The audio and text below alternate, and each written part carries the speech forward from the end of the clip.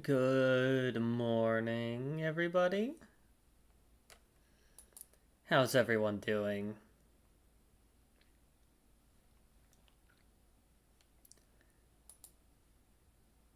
Let me switch over to the game real quick.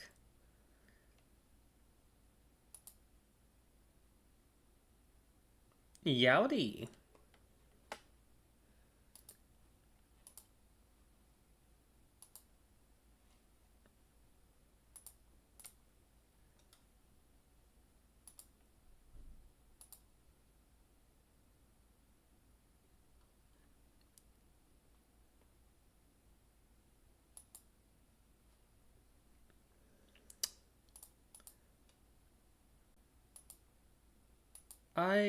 I forgot what.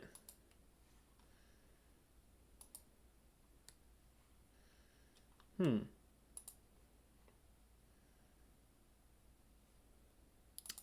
Never mind that. Anyways, welcome to the stream. How's everyone doing? Um Oh shit, we had some announcements, didn't we? Well, I got a couple. We're going to be officially celebrating our 100 followers on Wednesday. Ooh, that window is misaligned. Let me just come on. Let me just scooch. Thank you. So we're officially going to be celebrating our 100 followers on Wednesday night. In the meantime, we're going to be cooking up something a little special for that. As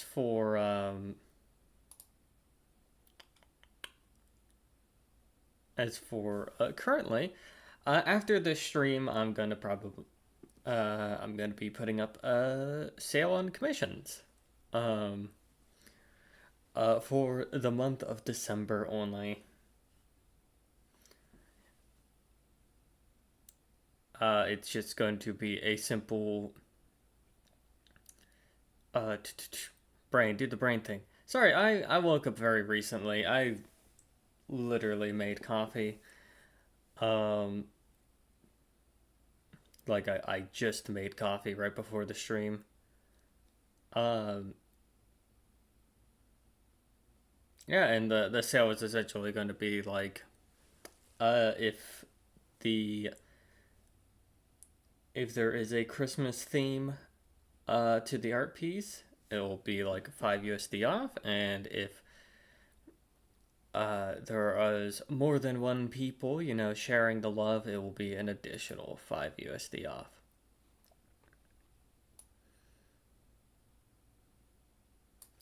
Yeah, you have two themes.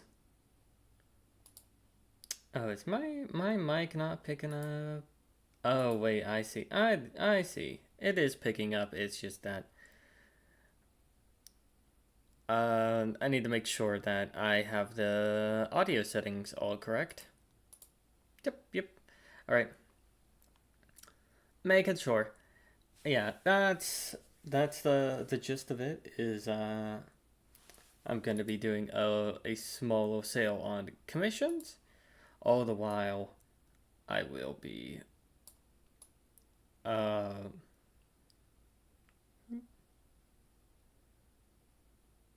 um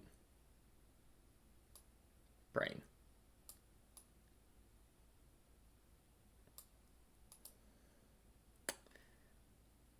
Uh, Cooking up something for Wednesday for our 100 follower reward. I'll also be You'll also notice we have a new goal, 150. I know stream the management makes an automatics goal for 110. 110 is not the one we're shooting for. We're shooting for 150. Because, hey, I want to show up on an algorithm for once. I don't usually show up on algorithms, even when I do well, but I kind of want to brute force it.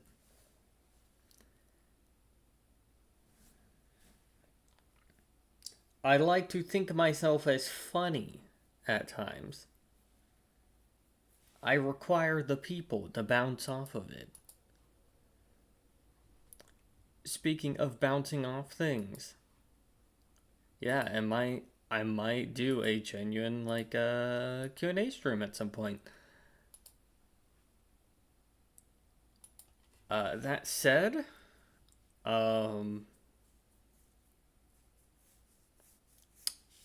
yeah, that should be it for announcements. Sorry for the lack of music. The music cuts out when I'm tabbed out of the game. Let me fix a few things real quick. Make sure I have everything all sorted. Voila.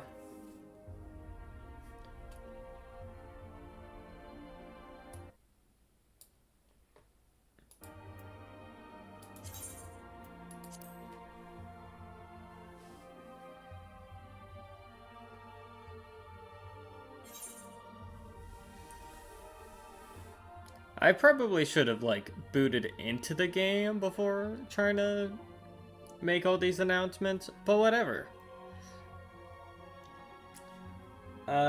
For a little brief rundown of what we did last time, the MSQ for Stormblood split into 2 quest lines, and I essentially had to divide, but in dividing my attention, I went to do the one we're about to do first, but then ended up doing the other one first, where we conversed with Lies and helped her try and gain the trust of shit, I forgot the name of the town. Anyways, her trying to regain the trust of her hometown while recruiting people. We were assisting in that, and we have learned that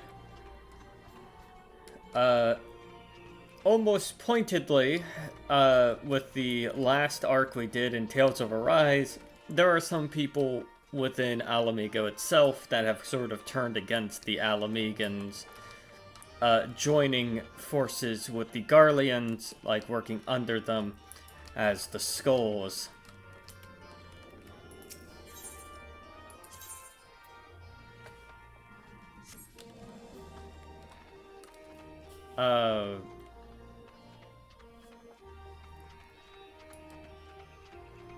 The brain did the brain thing.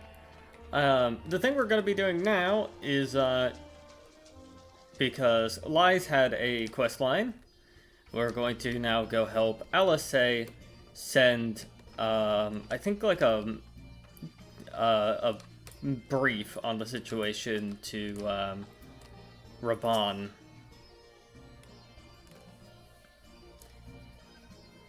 Got everything you need? Good. Then let us be off.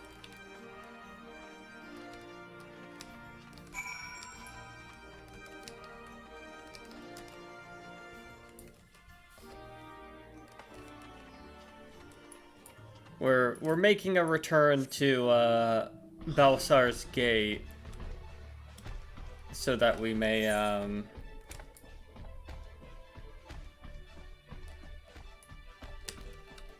we're gonna help Alisei make it to Balsar's Gate to send a message.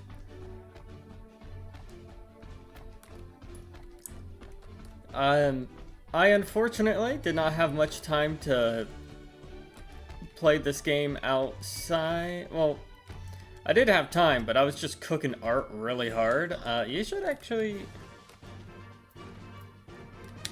Are you gonna fight me? Are you gonna fight me? Nope. Okay. I should actually show you guys. You know what? Let's have ourselves a little distraction. I'm gonna go and.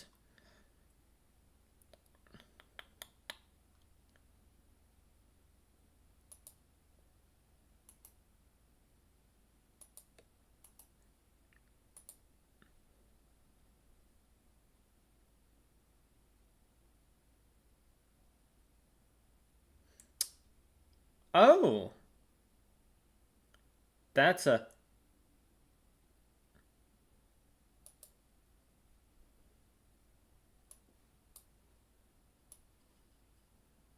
I completely forgot. I used OBS for that. Okay. Let's.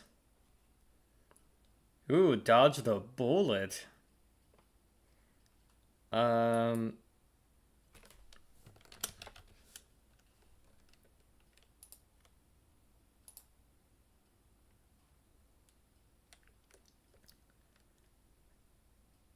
Okay, I'm gonna show you guys the little art I made the other day. Look at the boy. This is Erica's son. For those who care about that. Anyhow, that was a distraction. Also, I should probably put into the properties that unload image was not showing. Yeah, that should save resources. That's a big picture.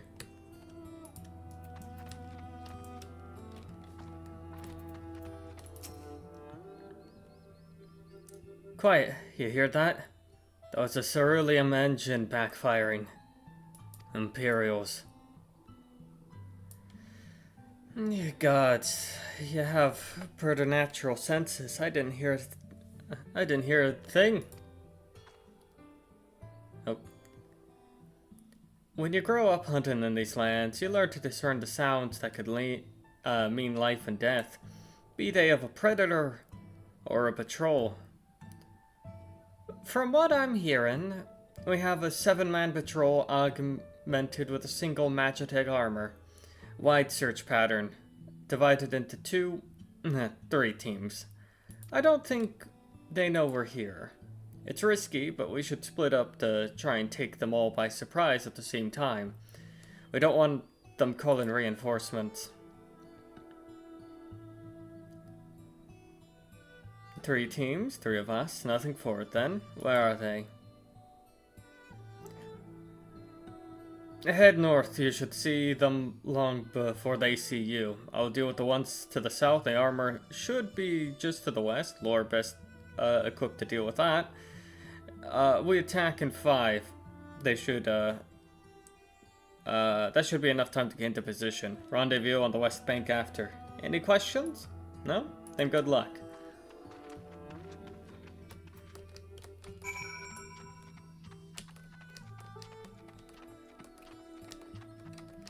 Oh, there's a letter. Well, I have to go find it.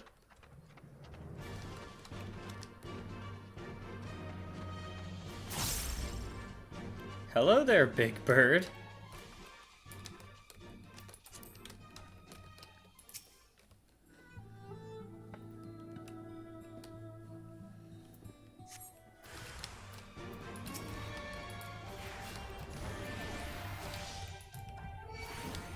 Uh-oh.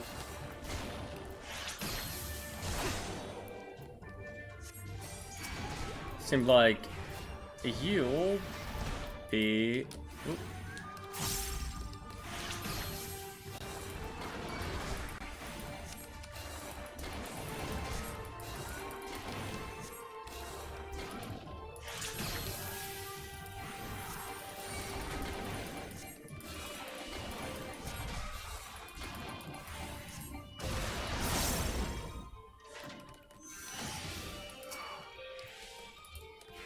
Uh-oh.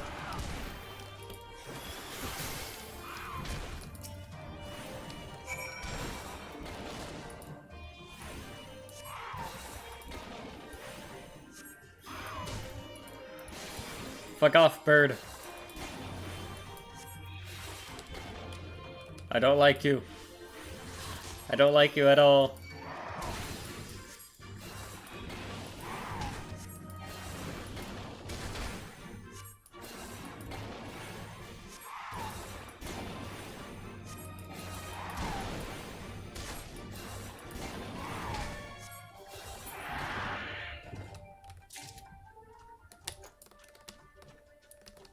I have obtained egg.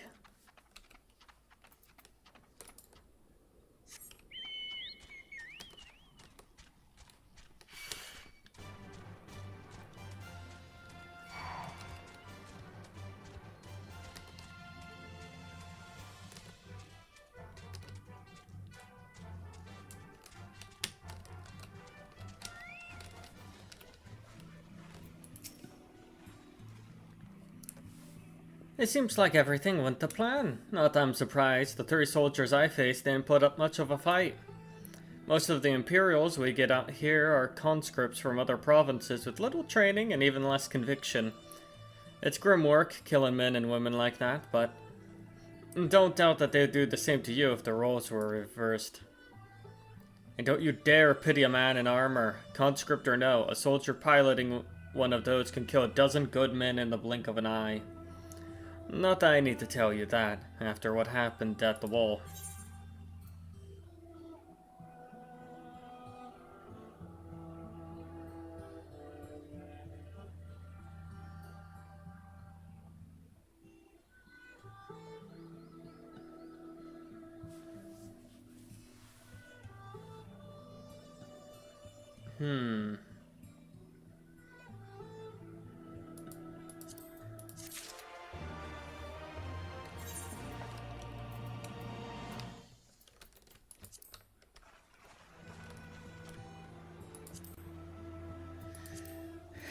My inventory is packed.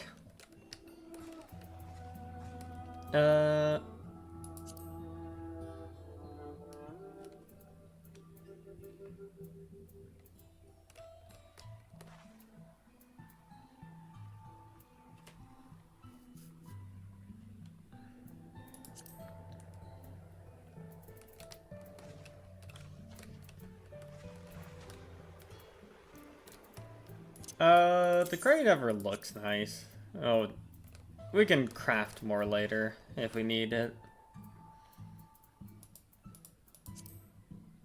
See if there's anything else I can discard of with ease.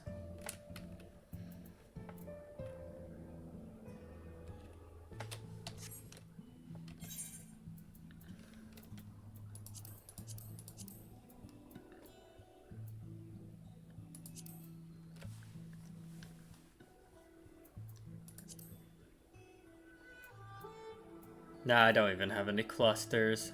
Damn, I was like, maybe I can turn pineapples into pineapple juice. Oh,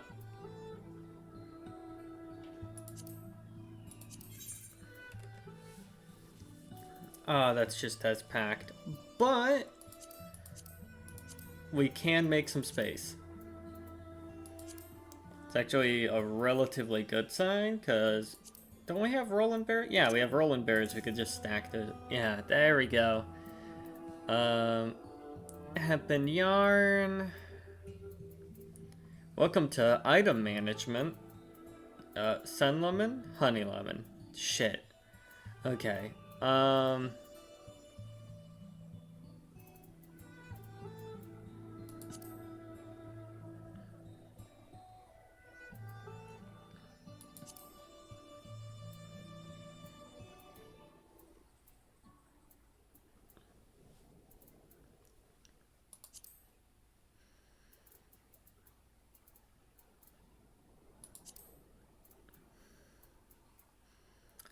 Trying to figure out what I can make, or like what I can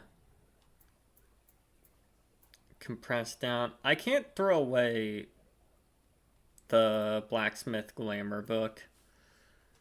Unfortunate.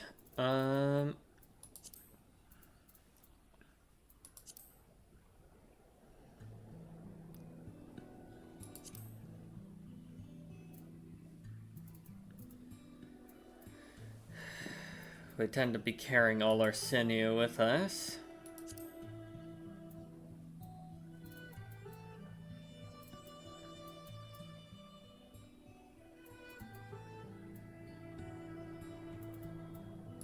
Oh, we could throw these out.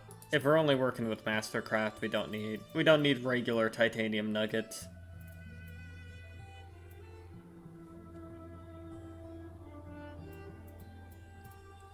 Alright, that freed up a couple spaces.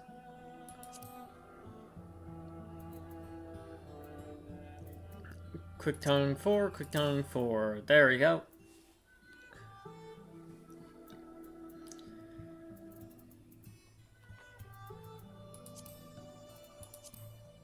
That's Piety 4.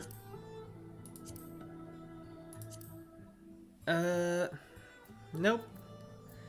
Not carrying anything of that nature.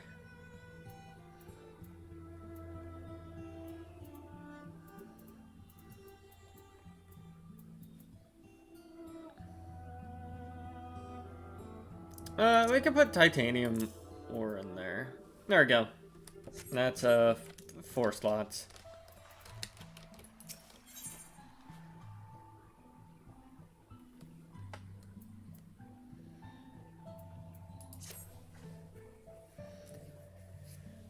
Right, I believe we've rested long enough. We should resume our journey before someone notices they're missing patrol.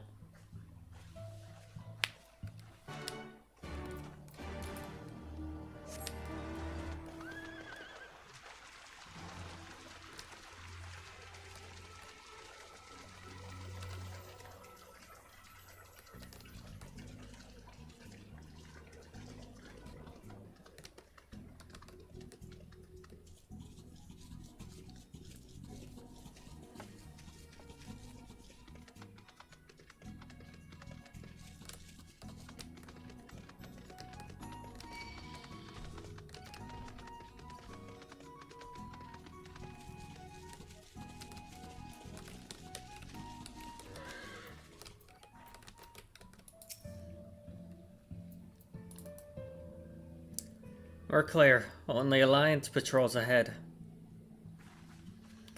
You said the forces at Castrum Orient were under the command of Flame General Raban Alden, did you not? By Rolger, the Bull of Alamigo himself. I never dreamed I'd have the chance to meet the legend. Nothing to say on that, LSA? Okay. Let's go.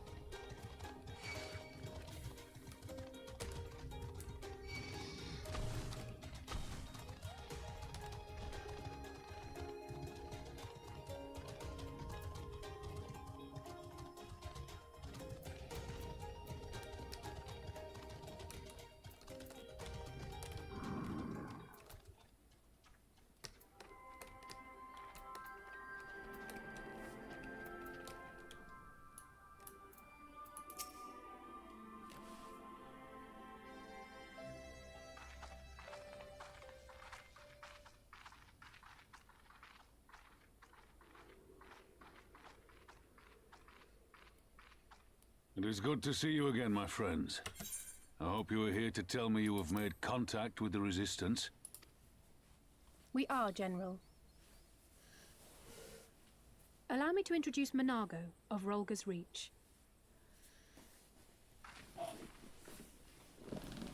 Let me fix my stupid ass posture. At your service, sir.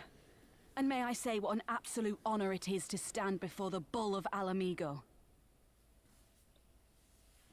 These are not the Blood Sands, girl.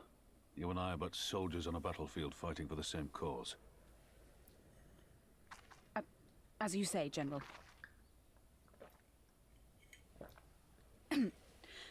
On behalf of Commander Kemp of the Alamigan Resistance, I present to you our formal response.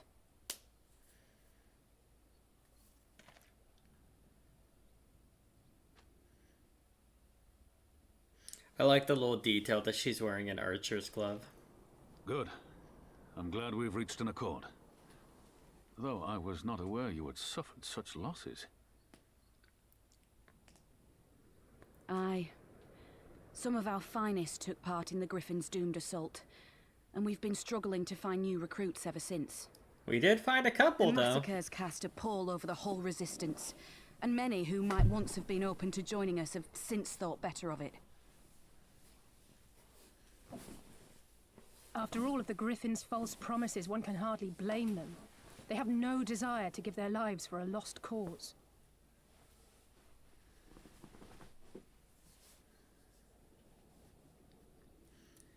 Man, I do not look like a good guy with that outfit.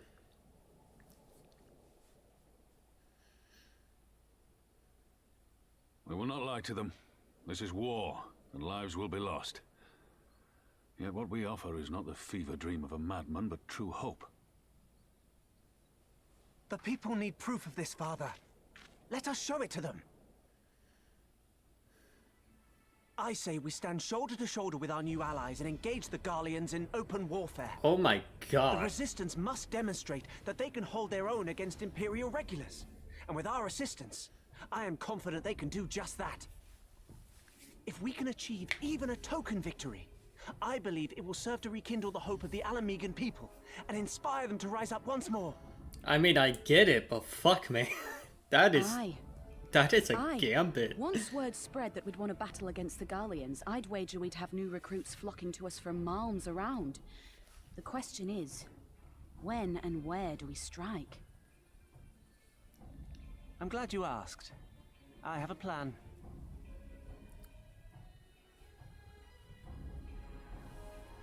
My man out here going like, we should just like hit a motherfucker and show them that we do have numbers. Shit.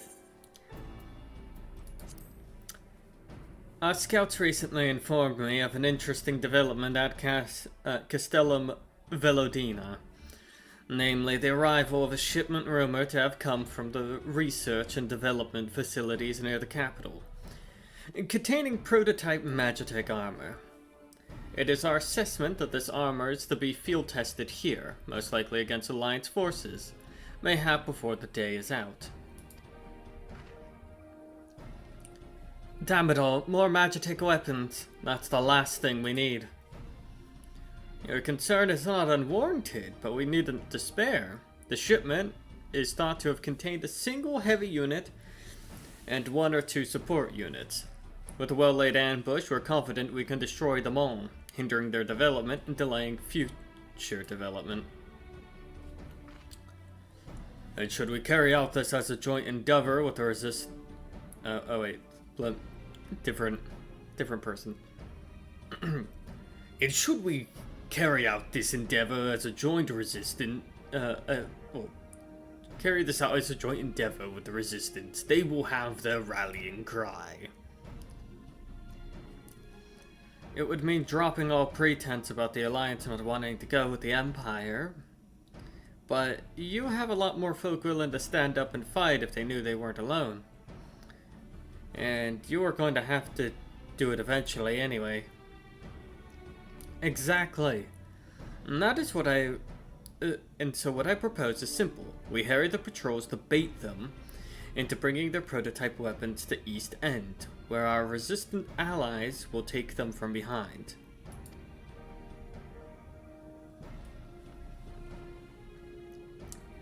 Simple indeed, and well within our capabilities. I see no reason to delay, especially if a field test is imminent. What say you? Assuming the Vice Marshal's intelligence is accurate, I agree with his assessment and fully support his plan. I shall notify my comrades at once. Understood. I shall have one of my men bring you the details of the plan anon.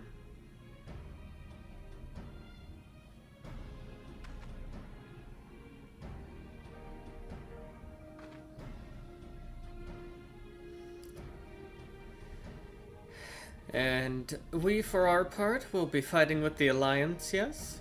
I somehow doubt you were intending to sit this one out. Where are the little... What's the dress? What's the dress? I want to see the bunny girl in the dress.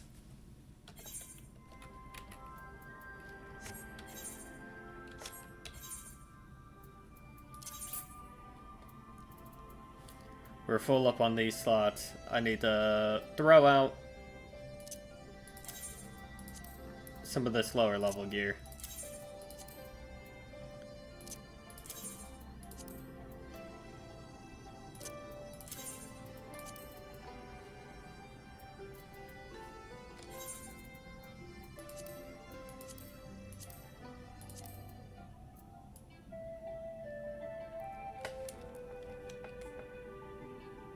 Wait, what the fuck? Those little muscle, those little abs? Damn girl, you're packing.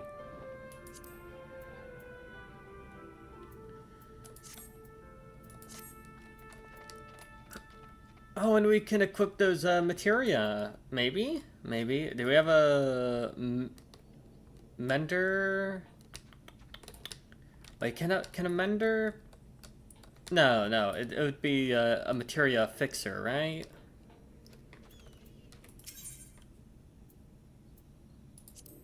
I'd like to repair gear. Thank you very much. Thank you. 300 gil.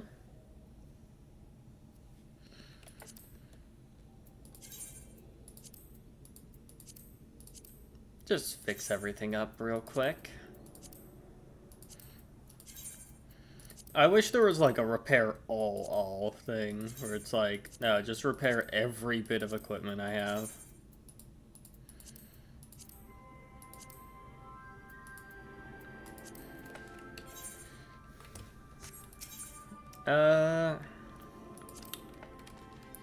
Yeah, we don't have like a materia mender, right? No. Oh, but what we do have is a delivery Moogle.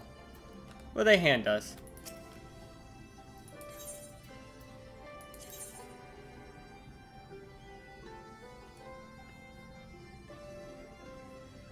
Wild rose attire. Warning, a rose by any other name would not smell as sweet.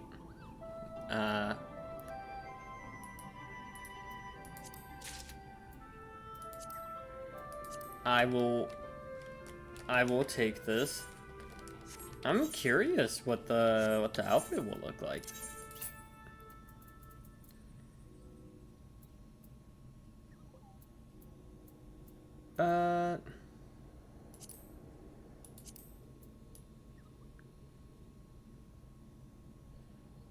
That's neat, but I don't like it as much as the...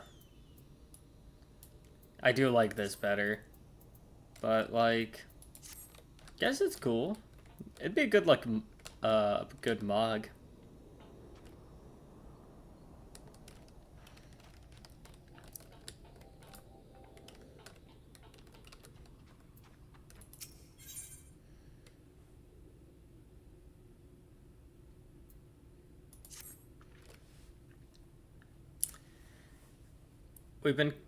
We've been careful to avoid needless shows of force this side of the wall, but that's all about to change. And when it does, you may be sure they'll send their new toys out to entertain us. I would ask you to participate in this operation, but from that look I see, it is a foregone conclusion. My thanks. Per Pippin's plan, we need to turn East End into an Imperial graveyard. You're a dab hand at this, and I'd be a fool not to use you.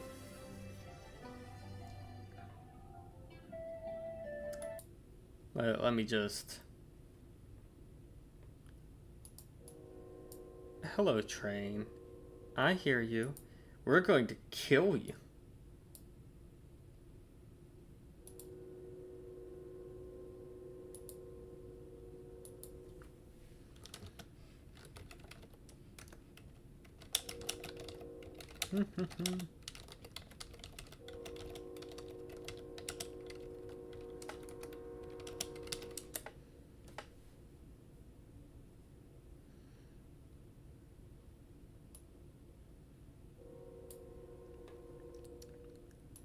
I hear you, train. I hear you.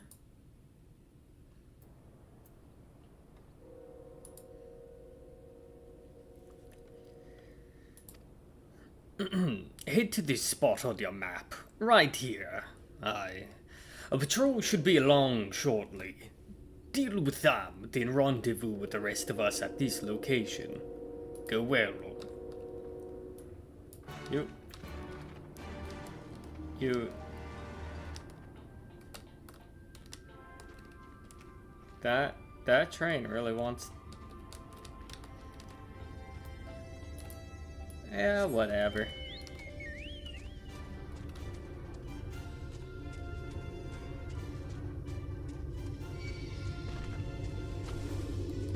You don't see shit?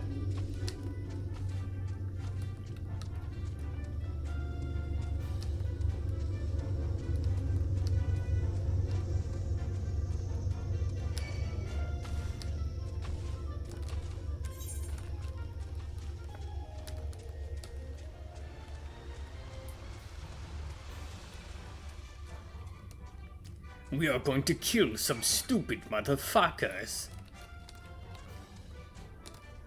Thank you, General Raban. I will commit 30 war crimes.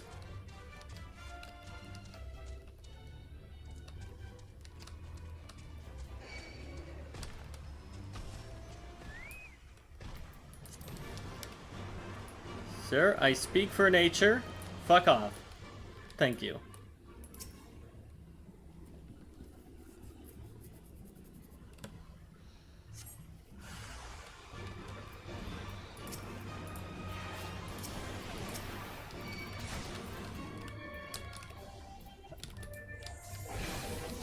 Go to sleep.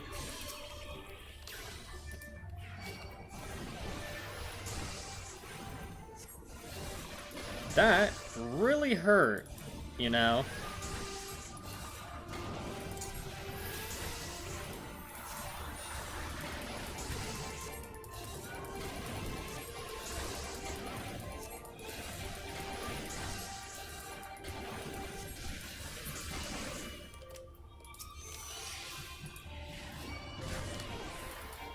Back for some more? Don't worry, I gotcha. Time for you to eat shit.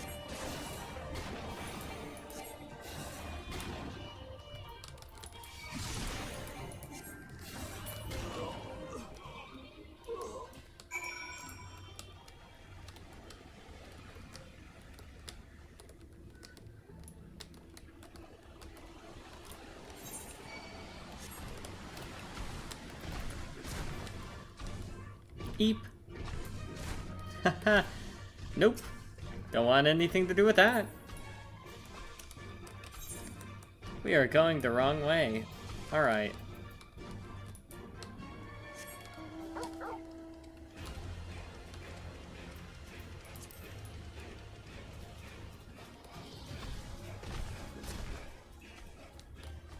Ow. I do not appreciate that.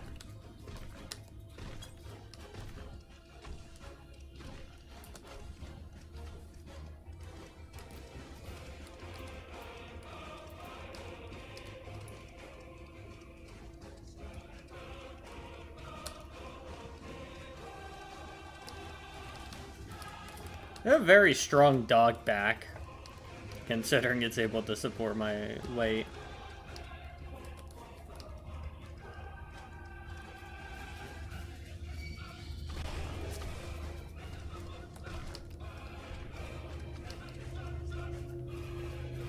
Maybe I should fuck with Midriff more.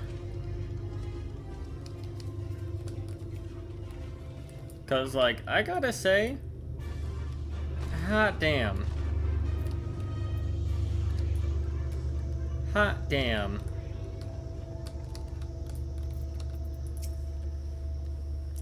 Oh, with the plan? Good. Our scouts report that a unit escorting the prototype weapons has left Castellum Velodina. The resistance is already in position, so we have but to wait for our guests to arrive.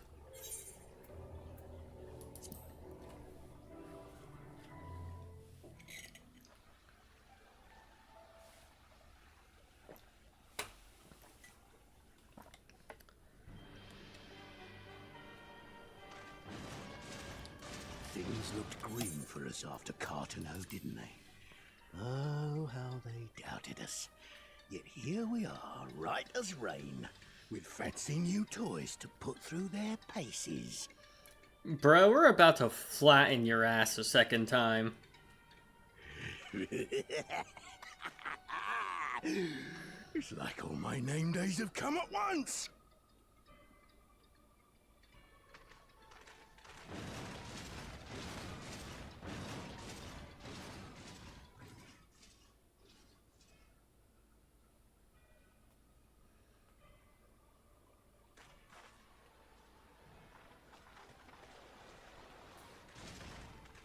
Well, well, well, if it isn't Garland's little troublemaker.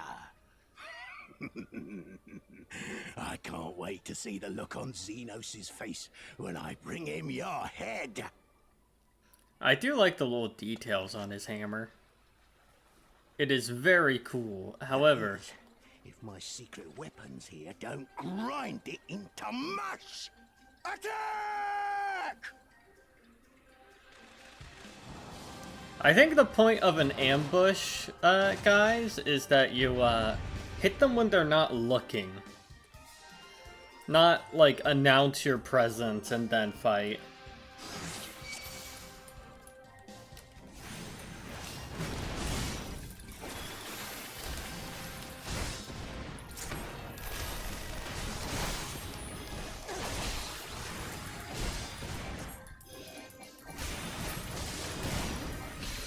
One would think he almost harbored a grudge against you.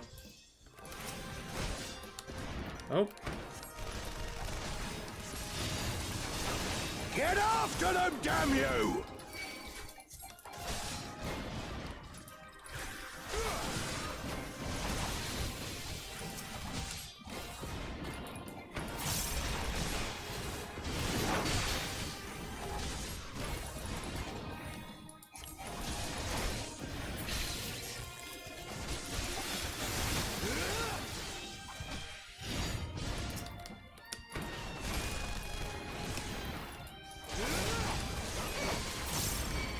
I think I'm good, Alice. I don't think I need the healing. Now I've gotcha.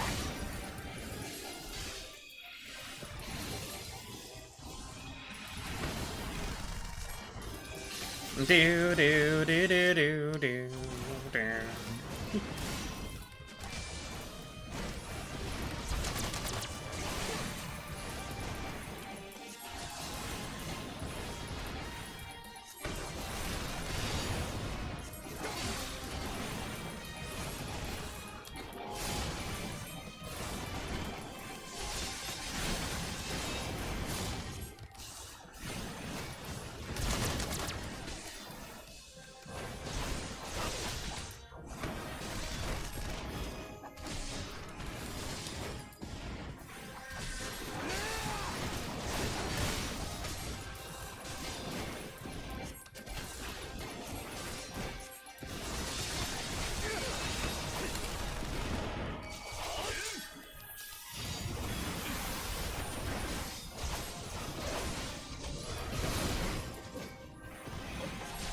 Sorry, lads, but you ain't making it out of this one.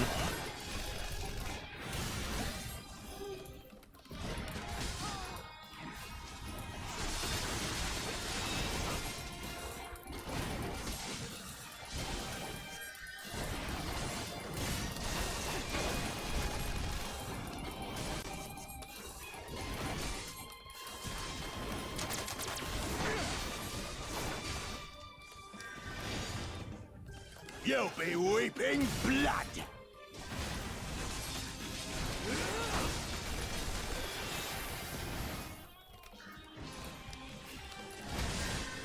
Nice move, dweeb.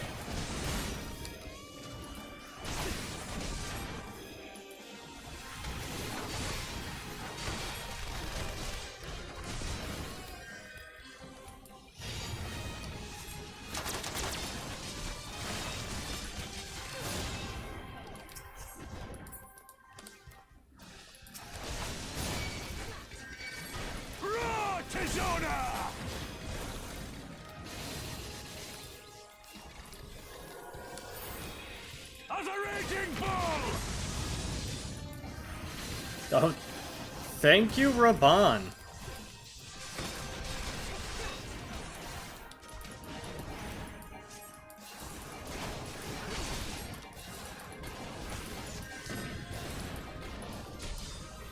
It's actually nice to be fighting alongside him for once.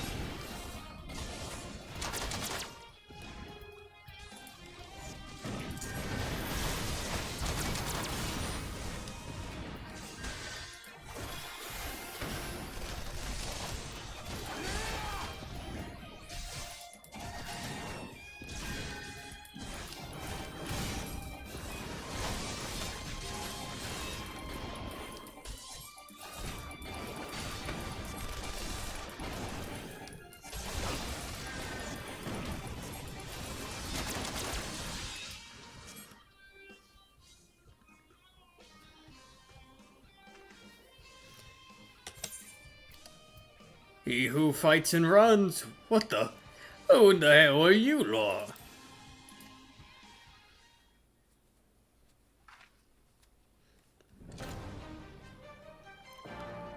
For Alamigo, let none escape.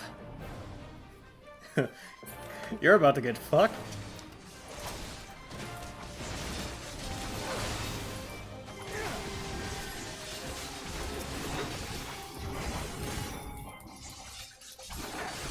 Oh, they gave you like 50 billion health, okay.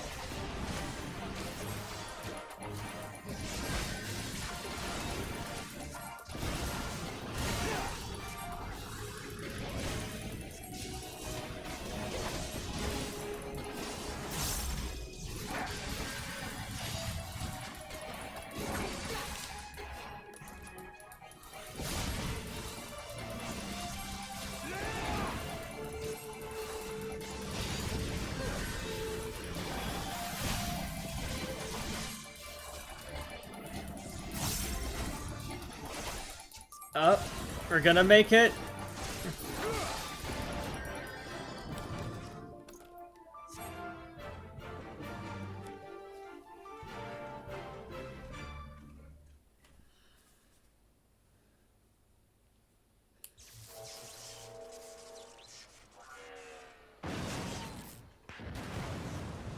Oh, damn it all! Miracles of Magitech design, my arse! I've passed harder stools than these piles of scrap. You'll pay for this. Mark my words, the next time we meet will be the last. Kill him. They're just letting him go? No one's gonna fight him? No one? What the fuck? What the hell? Aye, run and tell your viceroy. The day belongs to El Amigo. Yeah! Yeah!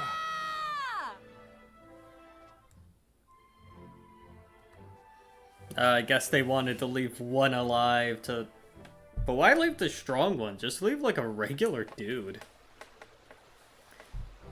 Oh shit, I forgot to take my... Huh? Give me just a second, chat. I forgot to take my estradiol.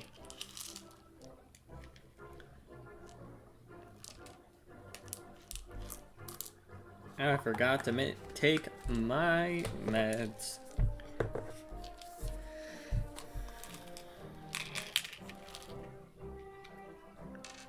I was meaning to when my coffee was ready, but now my coffee is ready and I forgot.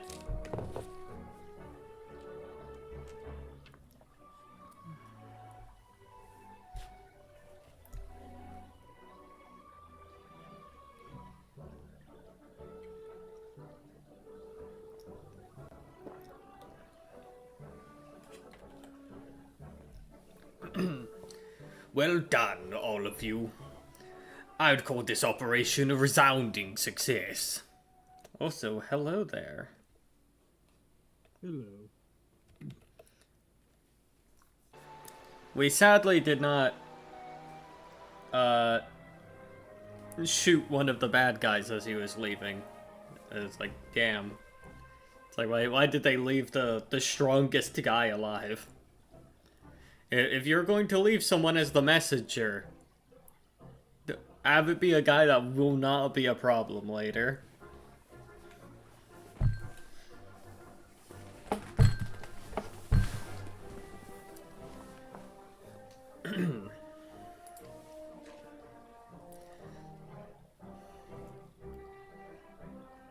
Can't say I'm surprised. The Bull of Alamigo had an impressive military record before he went west, as I recalled. Credit where it's due, Master Kemp. 'Twas Marshal Terrapin who made this plan, and all of you, Resistance and Alliance alike, who carried out to perfection. Now, mind you, the plan had some errors, and I had to basically fix it with my fucking limit break, but whatever.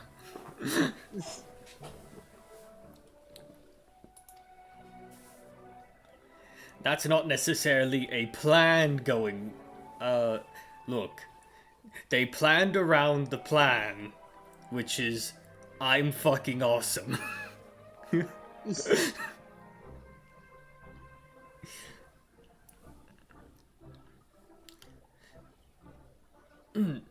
Aye, that they did. Not a single casualty, for which I'm grateful beyond words. I've no doubt our comrades back at the Reach will feel the same. As will ours.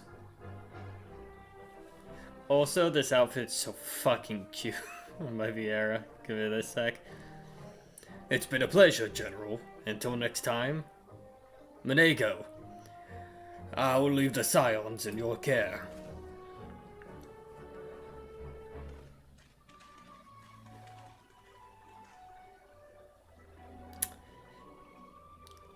We shall return to the Castro then. Lord, Mistress Olivier, once more you have my thank, as Master Kemp said, until the next battle. Then you will no longer have my thanks, and you will need to earn it again. I'm fickle like that. I am a fickle bitch.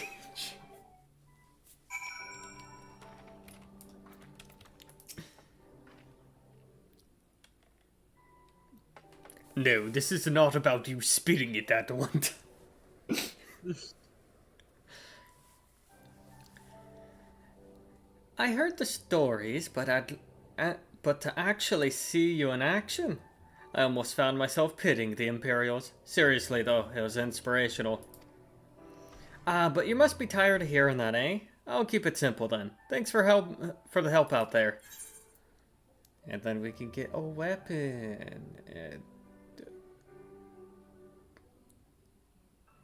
These are all tank weapons that I can't equip. Oh, then there's Samurai. But I'm not leveling Samurai, so I'll take the orb.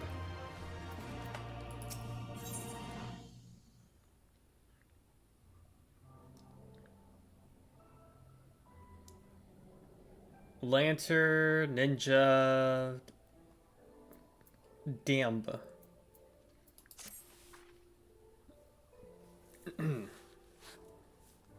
Well, there's no reason to remain here any longer. Let's get back to the Reach.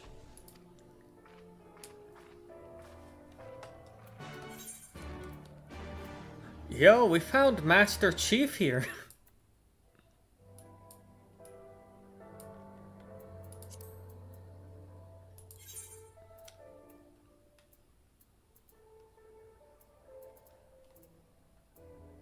Fuck this shit. I'm teleporting to Rauger's Reach, because I am not walking there.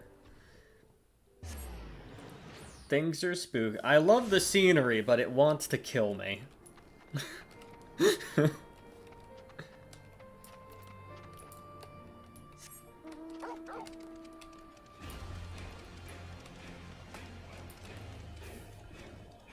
Look, the wildlife is level 60. We're going to die.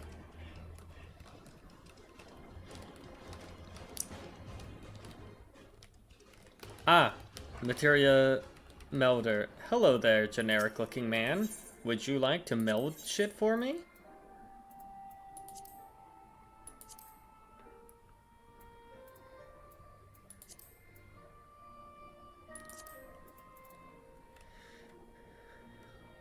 I would like it if... Can I do that? I could do that. Hell yeah.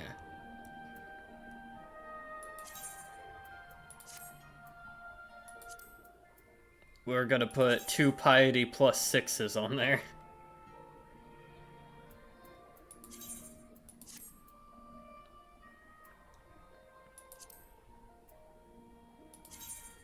And then piety plus 1. Then we're gonna... Oh shit. Wait, we can't... Okay, but we can spell speed plus on the mask.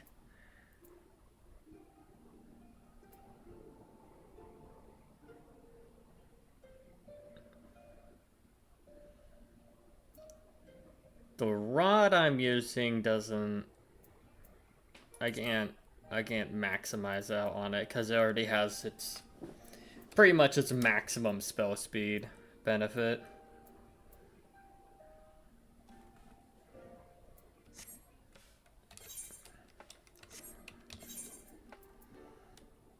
That said, adding plus 12 to our piety, or plus 18, with all that shit, we are cooking.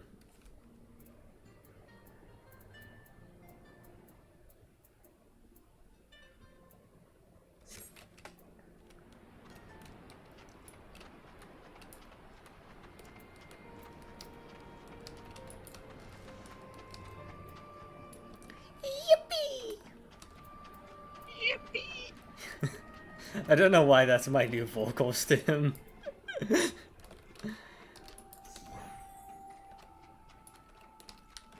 On the table.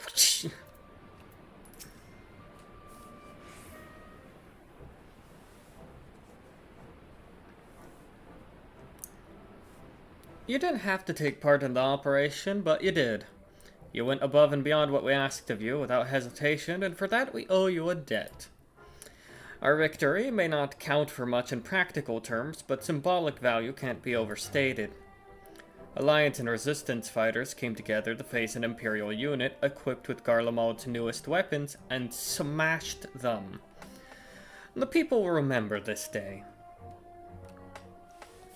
Aye, that they will, for it marks the beginning of something far greater than any single victory. The beginning of a campaign by a united Eorzea to drive the Garleans from our homelands. The promises and platitudes meant naught without action, but the Alliance took the field and risked their lives for our cause. To think that the last time Gridanian troops trod this soil was more than a century ago during the Autumn War. That was to defend against our invasion. That happened a century ago? That shit made it sound like that happened like 20 years back.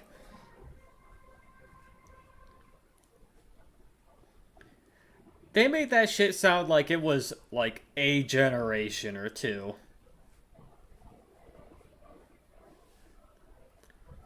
Ours is a long and bloody history, to be sure, and it gives me heart to see that, despite our acrimonious past, we could still come together for the sake of the future. Alright, now, while context clues are nice, I would like to actually... acrimonious.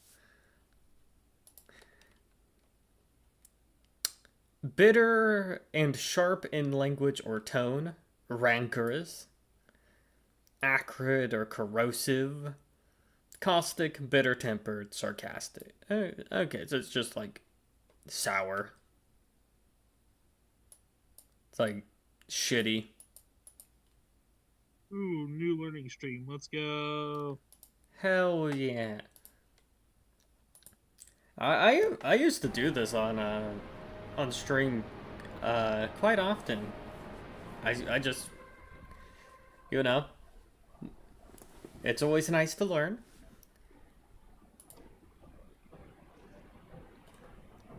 Well said, Commander, which is why I intend to go from village to village and spread word of our victory and our new alliance. The people will flock to our banners. Just wait and see. Lord, Halasay, I cannot thank you enough for your assistance. What happened if we did this before the recruitment one? Because the other quest line was like doing a recruitment.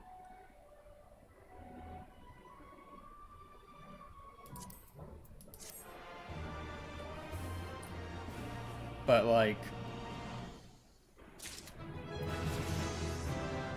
Shrug.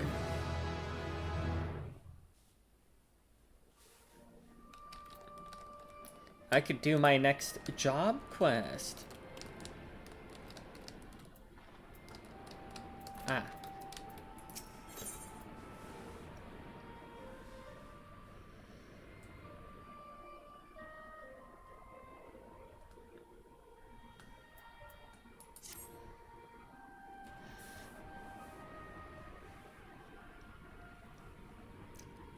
Owing to the efforts of you all, we have accomplished a great deal in short time. The Resistance thanks you for your service, Scions.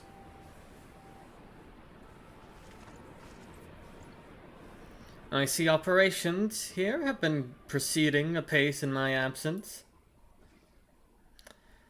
Welcome back, brother dearest. I take it your efforts to gather new recruits were successful. Yeah, who's this motherfucker on the far right? It's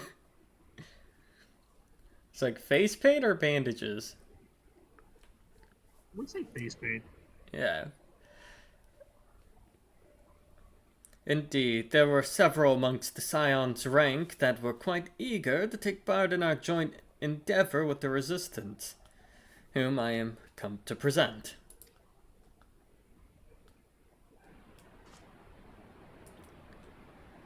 Commander Kempt, if I may, my name is Arenvold Lentinus, the half-breed, as you can doubtless tell. I'm here to fight for a free Alamigo. For an Alamigo where women like my mother are never made to suffer. I pray you grant me this honor. Denied. No, you got that dirty garly. You are a true-born son of Garabania, same as me. This is not my honor to grant, but yours to free takely.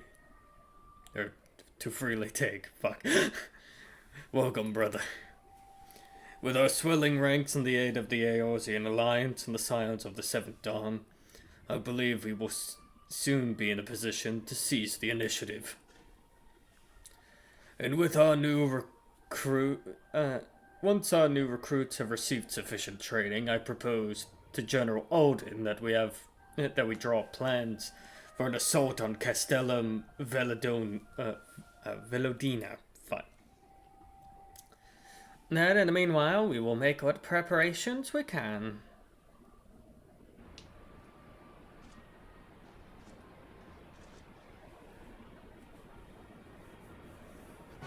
It's so nice that after so much time in game going like, yeah, the Alamegans kind of got shat on. It's like, okay, now we're actually like doing something about it.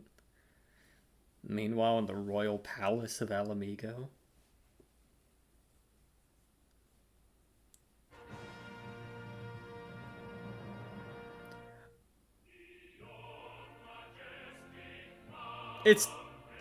This is the not Soviet national anthem.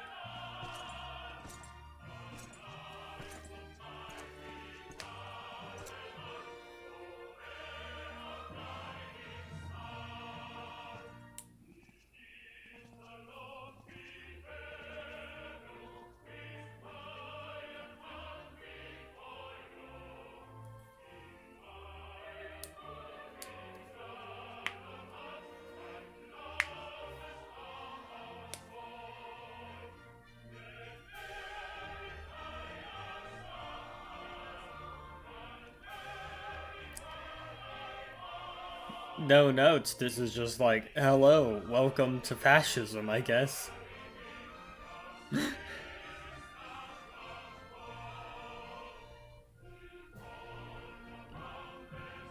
has a little stand for 3 gun Alliance blades. forces have occupied Castrum Orient and taken up positions along the length of the wall. Our patrols have engaged their reconnaissance parties on site, but there have been no significant exchanges.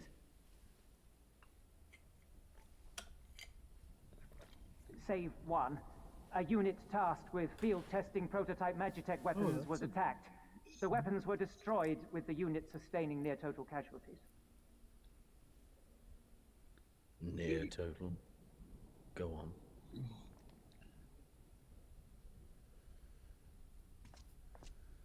My lord, there was but a single survivor from the unit in question, which falls under my command. According to his report, they were ambushed by a contingent of Eorzean Alliance regulars, abetted by resistance insurgents. A simple ambush and only one survivor. A fine day's work. He's like, they did good. The stubbornness to survive is not without worth. He may live. However, the 12th is no place for the weak. He shall be relegated at once, my lord. As you say, the 12th is no place for cowards who count their lives more precious than the cause.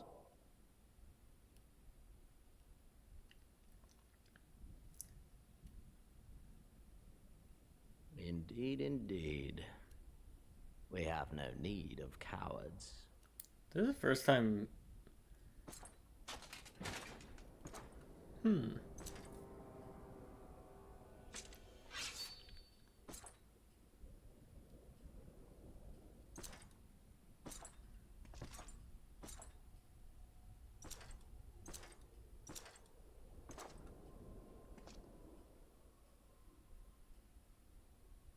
My lord,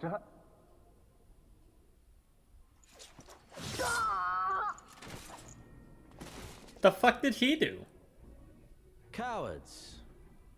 Who defer critical missions to their subordinates, who Oh, there we go. hide within their castra, never meeting their prey in battle, never staring into the whites of their eyes.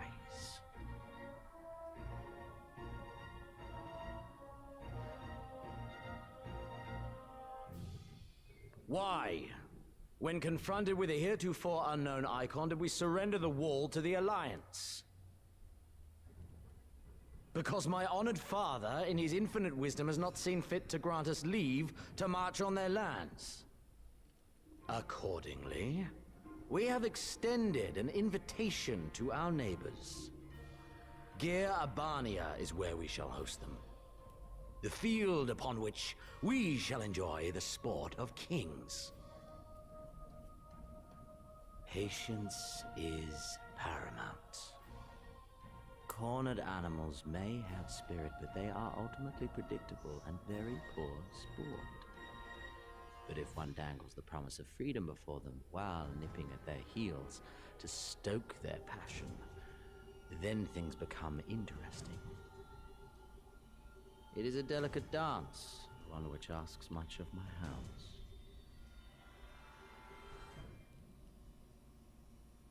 And so I put the question to you, my fellow huntsman. How shall we deal with these savages?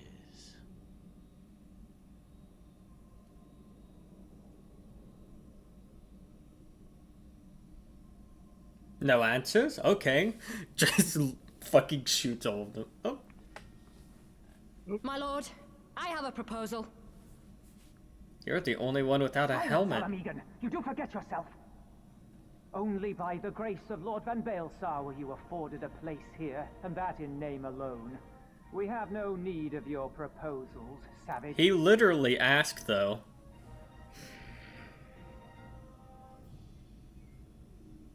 He's just being a dickhead about it.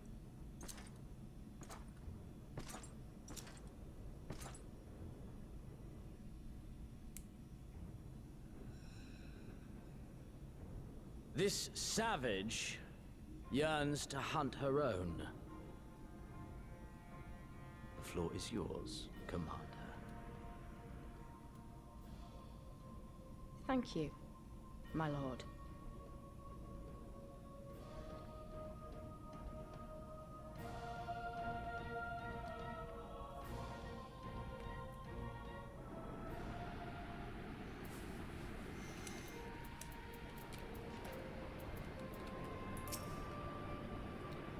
Right then, I got duties to attend to.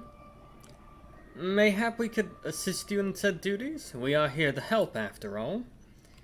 The three of you have been busy, so I understand if you require time to rest. If not, however, it would seem most sensible to assist our allies with their preparations. We'd be grateful for any and all help you can offer. If you ask around, I guarantee you won't want for work.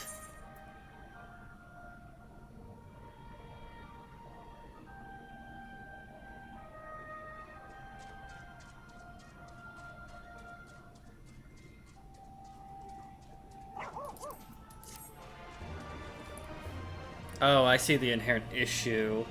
It's like, why is the red mage weapon not showing up? It's like, oh yeah, because red mage is considered a mage. They are considered specifically a magic DPS. Which is fair, because you're supposed to engage in melee once you've basically charged up meter.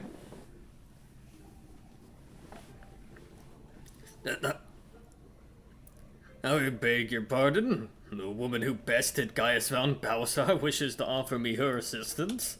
I say this is highly irregular, though I have heard it said you had a penchant for aiding the common man. In which case, before the occupation, I was a humble historian. While my duties leave me scarce time for odd hours, I think it important that these momentous events be recorded for the benefit of future generations. Primary sources are indispensable, and I had a mind to question a number of my fellow freedom fighters and ask them their motivations for taking up this cause and so forth. You may take their statements in this log, and, Lord, thank you for your service, now and ever after. Neat. Also, look at this outfit. Look at this shit. Ta-da!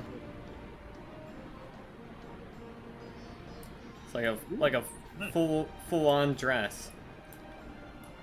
And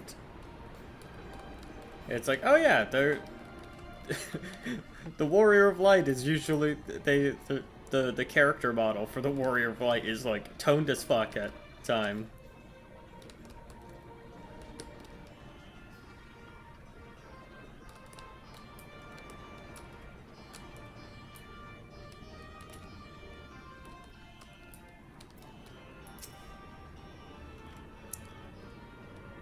I was just a cook before all this. Simple fare, really.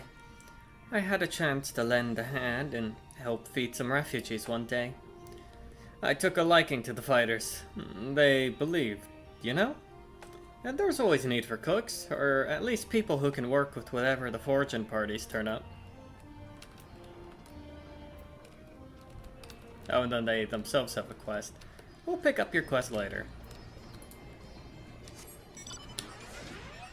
We're taking statements right now.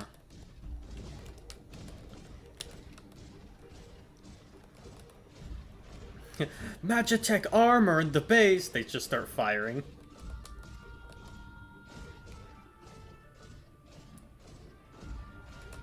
I get a fucking Dragoon Lance thrown into me. It's like, no, no!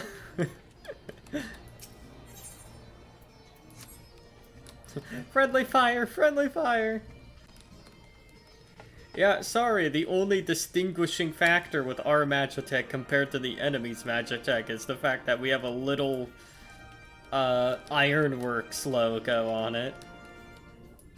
That would be a little difficult to parse if it's moving fast at you.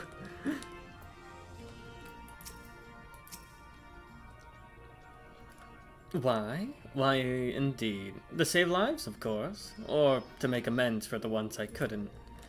My fathers and brothers were worked to death while building a castrum. What did it matter to the Garleans, More where that lot came from. After that, I couldn't keep on doing nothing.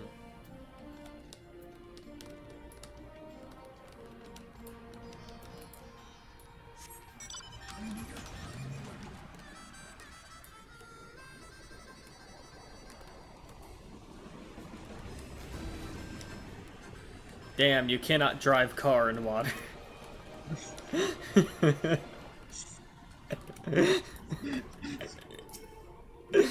Too deep.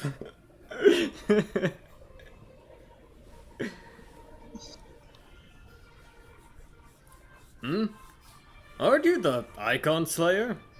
Damned if I know why you'd bother asking someone like me why I joined the Resistance, but simple. If I wasn't fighting for Alamigo, I'd be fighting for the Empire.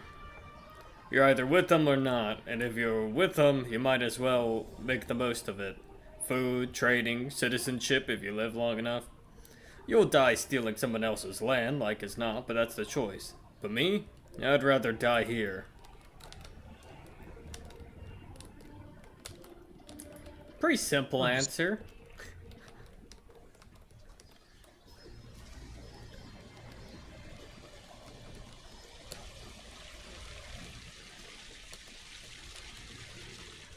There's something behind here? No. You know, what's the games and not putting stuff behind waterfalls anymore? Well, this is an MMO, and what the fuck would you put back there? Something neat? I don't know. Like a little meditation pod?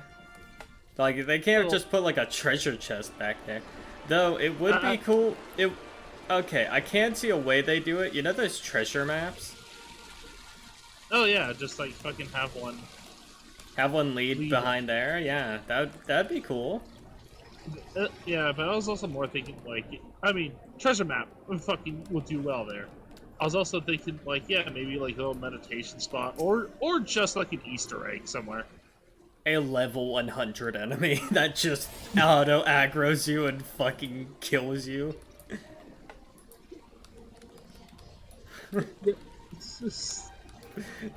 God, that'd be the funniest shit to do. Just an enemy 40 levels higher than you. It just fucking one taps you. Forever, like forever 40 levels higher, so like even if you're maxed out, come back, it's still gonna one shot. I've come back and I've defeated many gods several times over, and now I'm here to kick your, and then immediately gets a spine torn in half or something.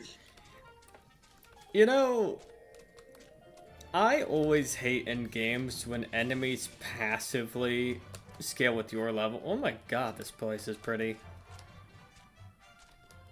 Yeah, I'm also on the same boat where I get annoyed where enemies kind of scale up with you because otherwise it doesn't really feel like you're progressing.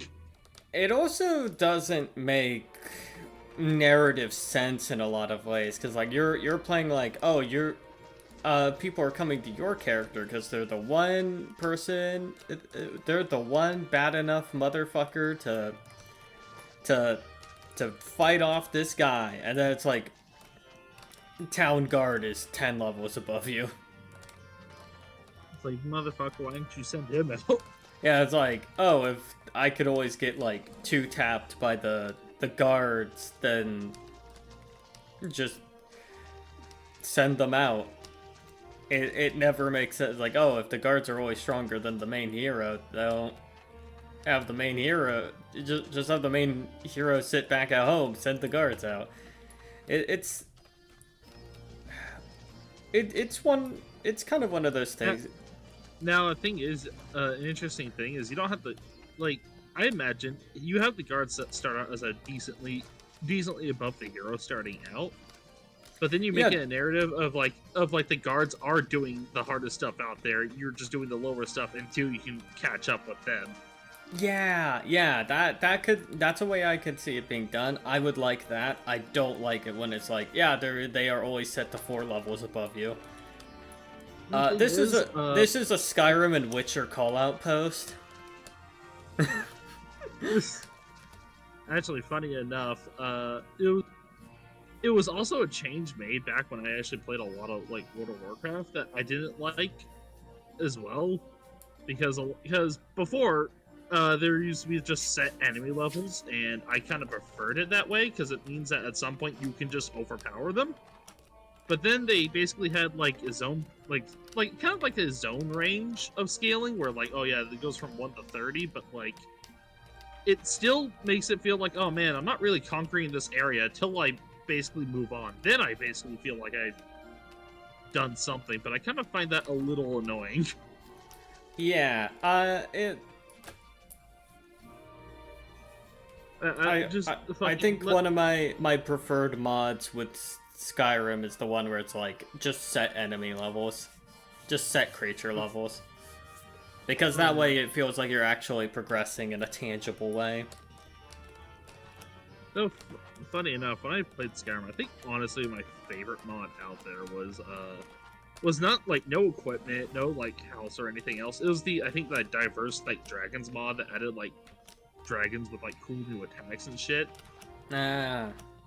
Because it was unique, because it wasn't like of course the ice, fire, lightning were still there, but you also had like shit like poison, lifesteal, and like everything in between. It was actually really fucking cool. I like the shit that expanded the spell options, because I like playing a mage. That's one thing with Skyrim 2. Magic fucking sucks sometimes. Yeah. Like, the scale... Here's the thing, is that if you wanted to do a mage build, it's better to do it low levels, because your magic doesn't naturally scale proportional to the increasing health pools. And I always thought that was dumb, because in the beginning, you can, like, take out an enemy with your full magic bar, but then as you get to, like, later and later fights, your magic damage doesn't scale up, so it just takes more magic to kill. Which then you start leading towards, like, maybe, like, other weapons or anything else, and eventually that's just the pipeline that leads you to the stealth archer again, because it is just simply the one build that stays alive. Yeah. But if it's like, if you have like scaling magic damage, like if it scales reasonably, like, then it's not an issue. But yeah.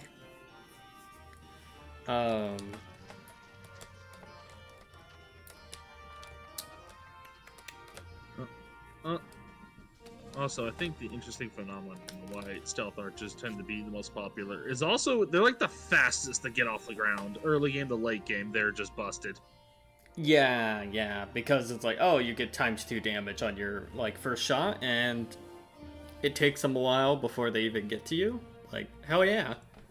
Now, if we're talking about raw, like, a single attack damage, it's still a stealth build, but, like, stealth dagger build is really OP if you got the right equipment and, like, skills for it, because I think you can reach, like, ×32 or some shit.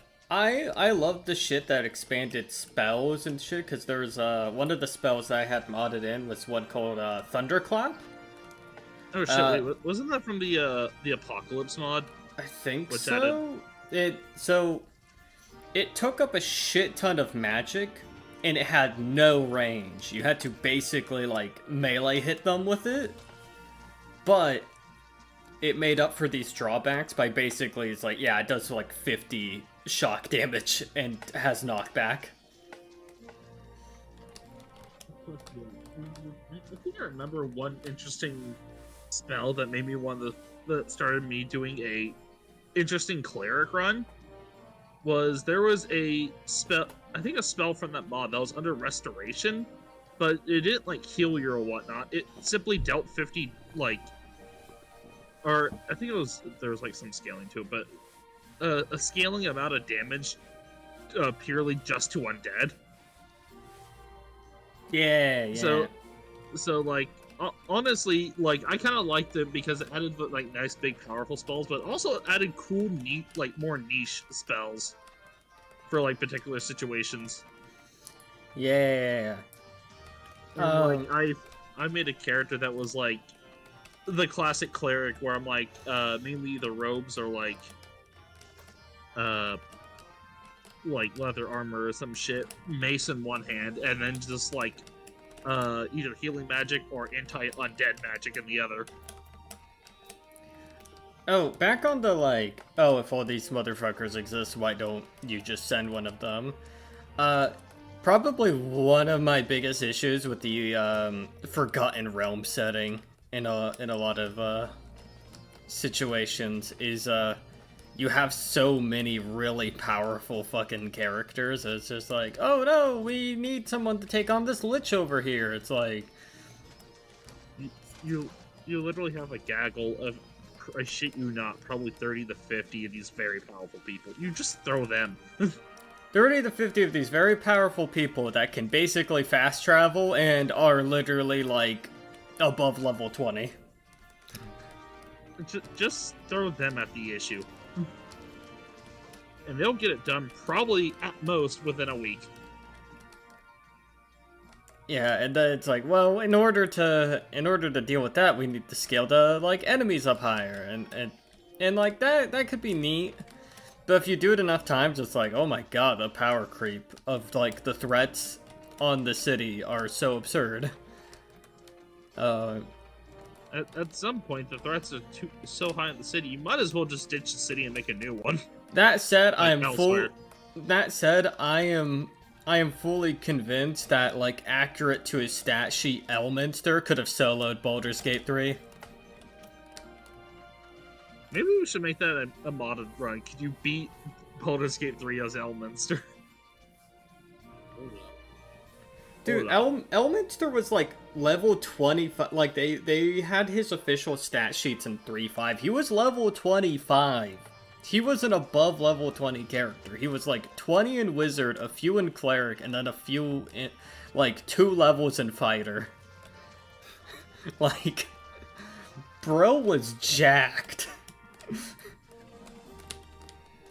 If you translated that shit to 5th edition, let's be generous and say like, okay, he's using the divination school of magic for his like specialty.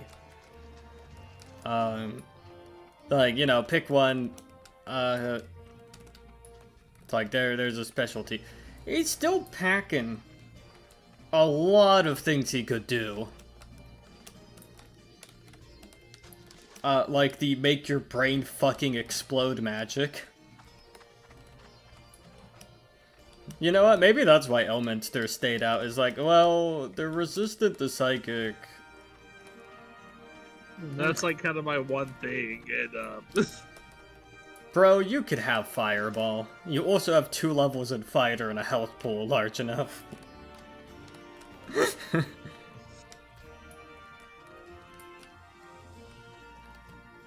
yeah, but it's time for the newbies to shine. Bro, the newbies are gonna die. Bro, you set Gale to suicide, but that's the thing, that was Mistra's idea too. Mistra was like, I have Elminster, but maybe Gale should explode. Like, it's like my bro did an Odin, Elminster is level 25. Send his ass out there. Too old. I'm retired. I refuse. Maybe that's what he did. He just looked at Mr. and was like, I'm stronger than you, I refuse. Nah, I'm not blowing up. You kidding me? But like, Not even like okay. single-handedly won the fight without Yeah. having to self-destruct. He just looked at Mr. in the eyes and went, no. Nah. The fuck is she gonna do? He's probably stronger. I wouldn't say so. That said, I do think Mishra is just better. Look, you're not gonna beat the goddess at magic at a wizard off when she could just shut your powers off. But if he like just used his hands, the fuck she gonna do? She's a Okay, but it's the goddess of magic, and now you basically have Elminster as a level 2 fighter with a lot of hit points. Like, he's just a very beefy level 2 fighter. like I'm sorry, but I don't think he's winning that one. That said. That Stick said, him plate metals, give him a sword and shield, smack him on the ass, and watch him go. But that said, Mordenkainen? I'm pretty sure he's still around. Shit, Ideas. He's a level 30 character. He's even stronger. Fucking. No, I'd win. Yeah, no, yeah, the conversation topic, Jessica, was basically like, situations in which it's like, why is my main character here? And we're talking about like, when the guards scale to your character's level at all times. Yeah, no. It's like, it's why I wasn't a huge fan of like Witcher stuff or Skyrim and whatnot, because I'm just like, why are you guys actually so strong? Yeah, it's like, granted, Skyrim you can kind of just like keel haul them after a certain point. Like at a certain point, they just can't keep up. Yeah, but I actually did make a joke. Like, this is a Skyrim and Witcher call-out post. No, literally. Because literally those two games have the like most atrocious versions of it. Where it's like, oh, the guard is like 8 levels above you at all times. Have fun. It's like, okay, I know they're using a steel weapon, but I'm pretty sure this motherfucker could take on like quite a few of the shit Geralt does. Like, I understand that, like, to a degree. Oh, I just watched my internet. Fuck. Oh. You're still here for now. That's funny. Apologies, my internet kerfucked. I like how this went from Final Fantasy XIV to just us making, I guess, just having a talking about narrative. Game design. I basically my point's like, man, Forgotten Realms also kind of has this issue where it's just like, you have so many like super powerful named NPCs and shit that's like, yeah, why wouldn't they like step in? Because it's like, oh, maybe they're busy with like their normal like, I'm pretty sure like one of them would put aside some time to nuke an Elder Brain. In all fairness, though, I do think a lot of D&D campaigns can also have that when you have powerful characters who are walking around.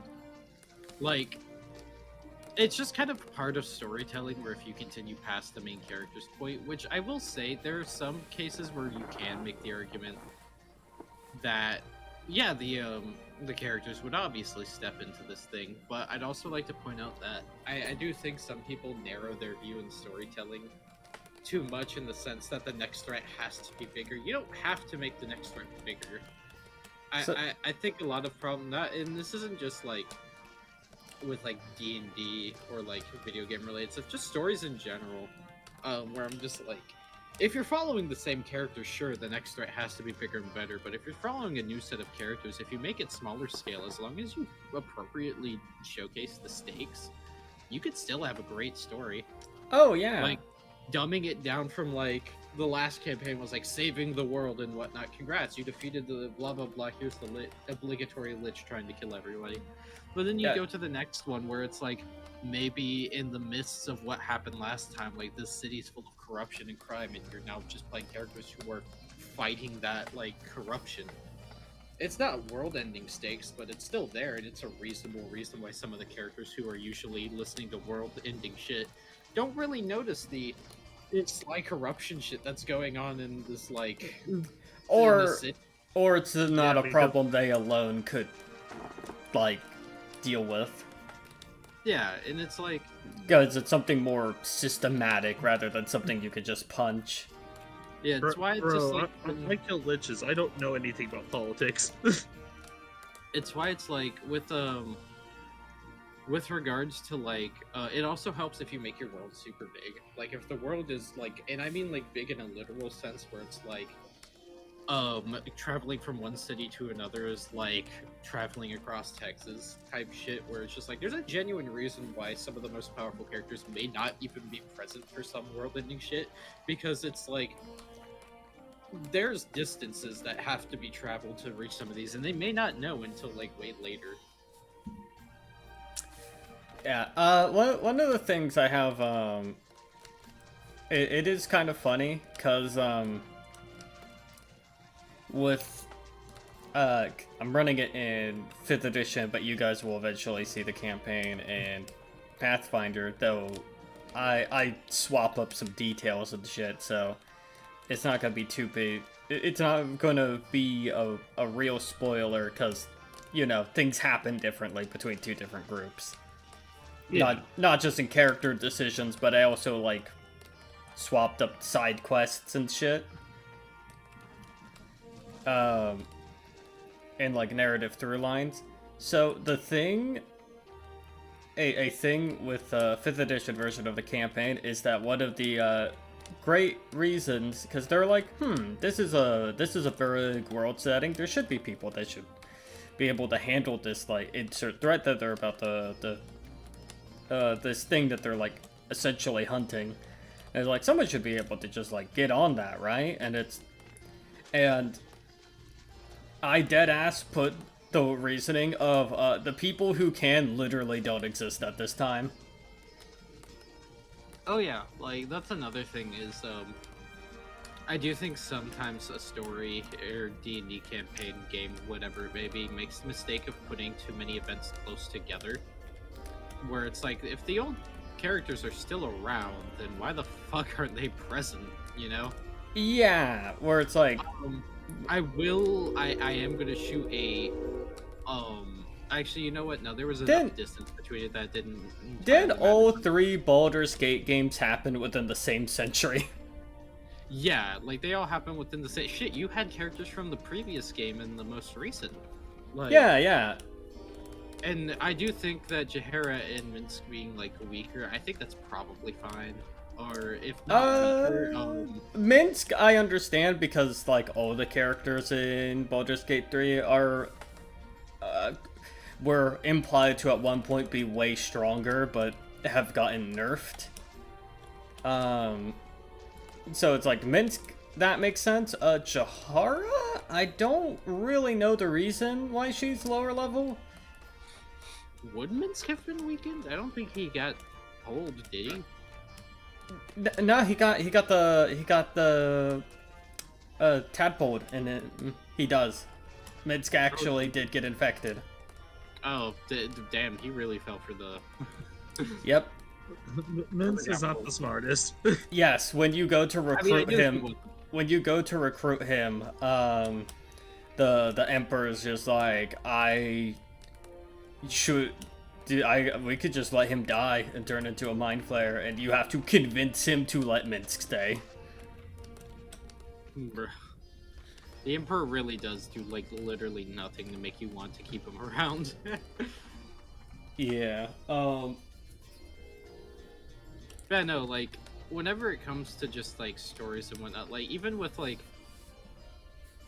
I think what I'm doing currently in Evolving Planes is probably fine with, like, having stated very powerful characters.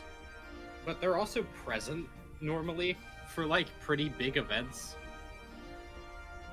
Or, like, there's shit present where it's just, like, there's reasons why they're present, or, like, preoccupied.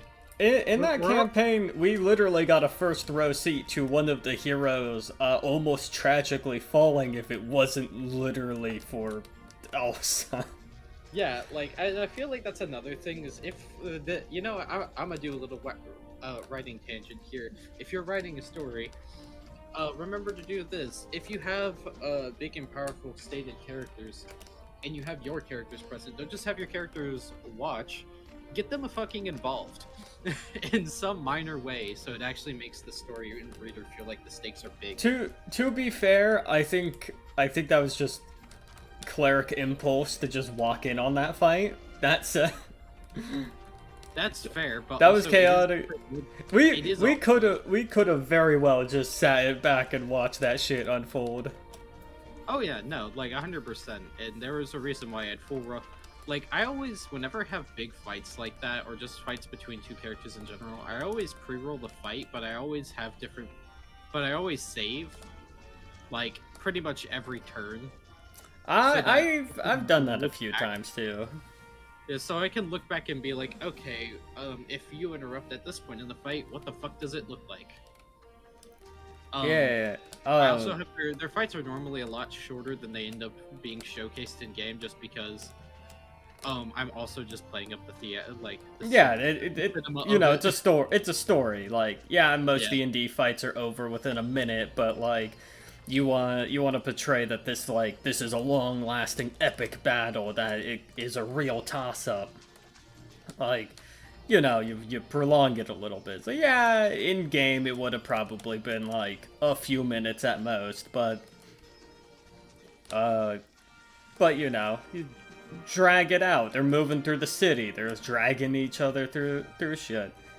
Also, originally, I looked back at the character sheets, because I forgot Vanguard had a certain weapon. I had to check my notes to see if that weapon he had could actually permakill Raphael. So I was wrong when I said that Raphael probably would have just respawned in a few days after the event. So Alcine literally, like... You literally prevented him from being permakilled. Okay, yeah. Because Vanguard has a corrupted Angel's Blade, and that can in fact kill a champion. It won't do what an Elgarath Blade can and just, like, end the, like... the connection and... Yeah, it's like, no more champions, but it's like, no, this one goes away forever. You have to find a new one. Yeah, so, yeah, she whole ass, like, just saved Raphael's life. Something I don't even think he fully realizes. Like, I don't think anybody would be able to make that connection that that's what happened. And like, no one except maybe, like, well, fuck it, maybe Arcana. Or, yeah, like Arcana and like the gods are fully aware that, like, oh shit, Raphael got very close to getting fucking off there.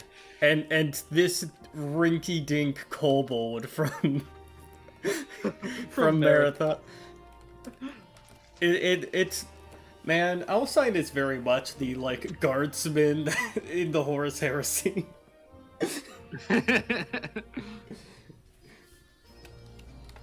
Except this time it actually did, I haven't had this much enjoyment in doing a campaign, since, I think it might have been Star Wars the last time I had this much fun.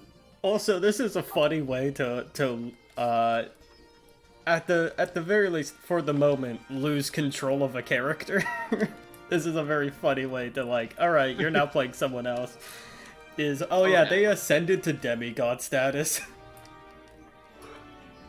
I've had to make updated character sheets for both Lucky and Alcine on the side. Did her domain change? Is she now, like, an actual, like, arcane cleric? And I had to figure out, like, what the fuck would a cleric be as far as, like, being a champion go, because I'm like, by all means, they don't really need the, like, prayers to get the power, because they have, like, you literally have a piece of Arcana in you, so you're just praying to yourself at that point. I mean, you can also do what I did a while ago, way back, I think the first RPG campaign I did, which was for demigods and god statuses. I usually would just throw or slap in basically another domain onto the character, so it could just be both knowledge and arcane. There's a thing that in the 5e version of the Ericale campaign that some of the party members have Okay, so this is very funny because now they know what to do with the Heart of the Moon thing. Like, oh, this is how you would, like, turn into... And this is essentially how you birth a moon god, because the campaign takes place at a time where new gods are being born. Reason why it's called Age of Chaos, is because it is where shit, like, third echelon starts coming in. And I was like, I don't have a set... There are a couple gods I haven't, like, actually set in stone in this campaign. And it's like, oh, they could, like, watch them be made. And in one case, they can get actively involved in making one. But you want to know what's very funny? So the current I guess, arc they're doing is they're basically looking for a counselor in order to get access to, like, an upper district library to go find, like, try and figure out how, like, see if they can research and study up on how to slay a or at least fend off and reseal an immortal creature. They're like going up and doing research on that. Now, one of the characters is like a fucking time mage. And so I sort of implemented the plot thread in with his story a little bit. And so I actually did drop in a legacy character. Like they go up looking for the counselor. Basically within the lair of this sort of like time dragon, and he shunts them forward in time. And so they're not getting the information on how to seal the beat. Like in that version of the campaign, the like secret to resealing the monster won't be found on a library in their time, but a library that was made after they've all like after it's already been resealed documented it, and they're taking it from that library.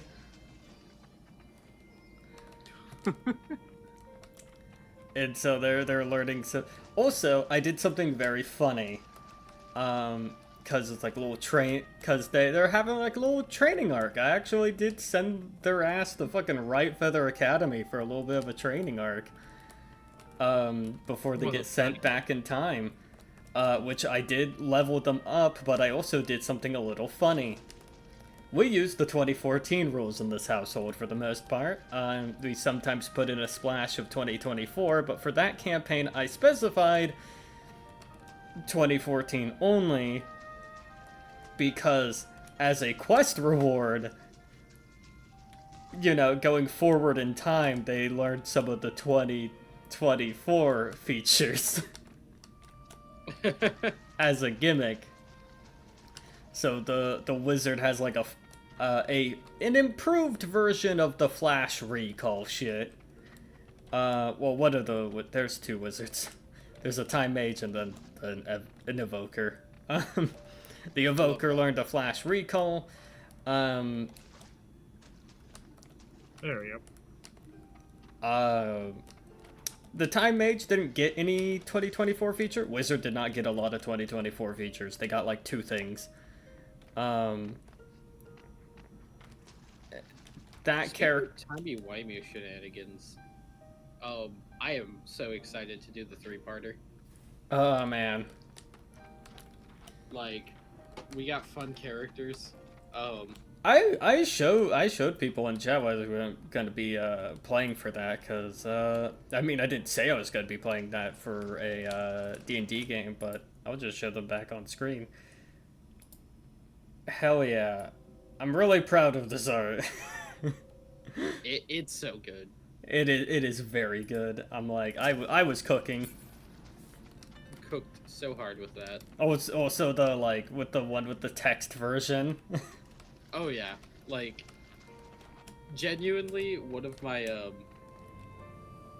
genuinely one of my favorite things about DMing is always like what characters are being thrown into the story made, because now you get to see how, because they end up like pretty much, they can drastically change which direction the story goes, and because of that, it's just like your version of how you'll play him is going to drastically change what I would have done with him.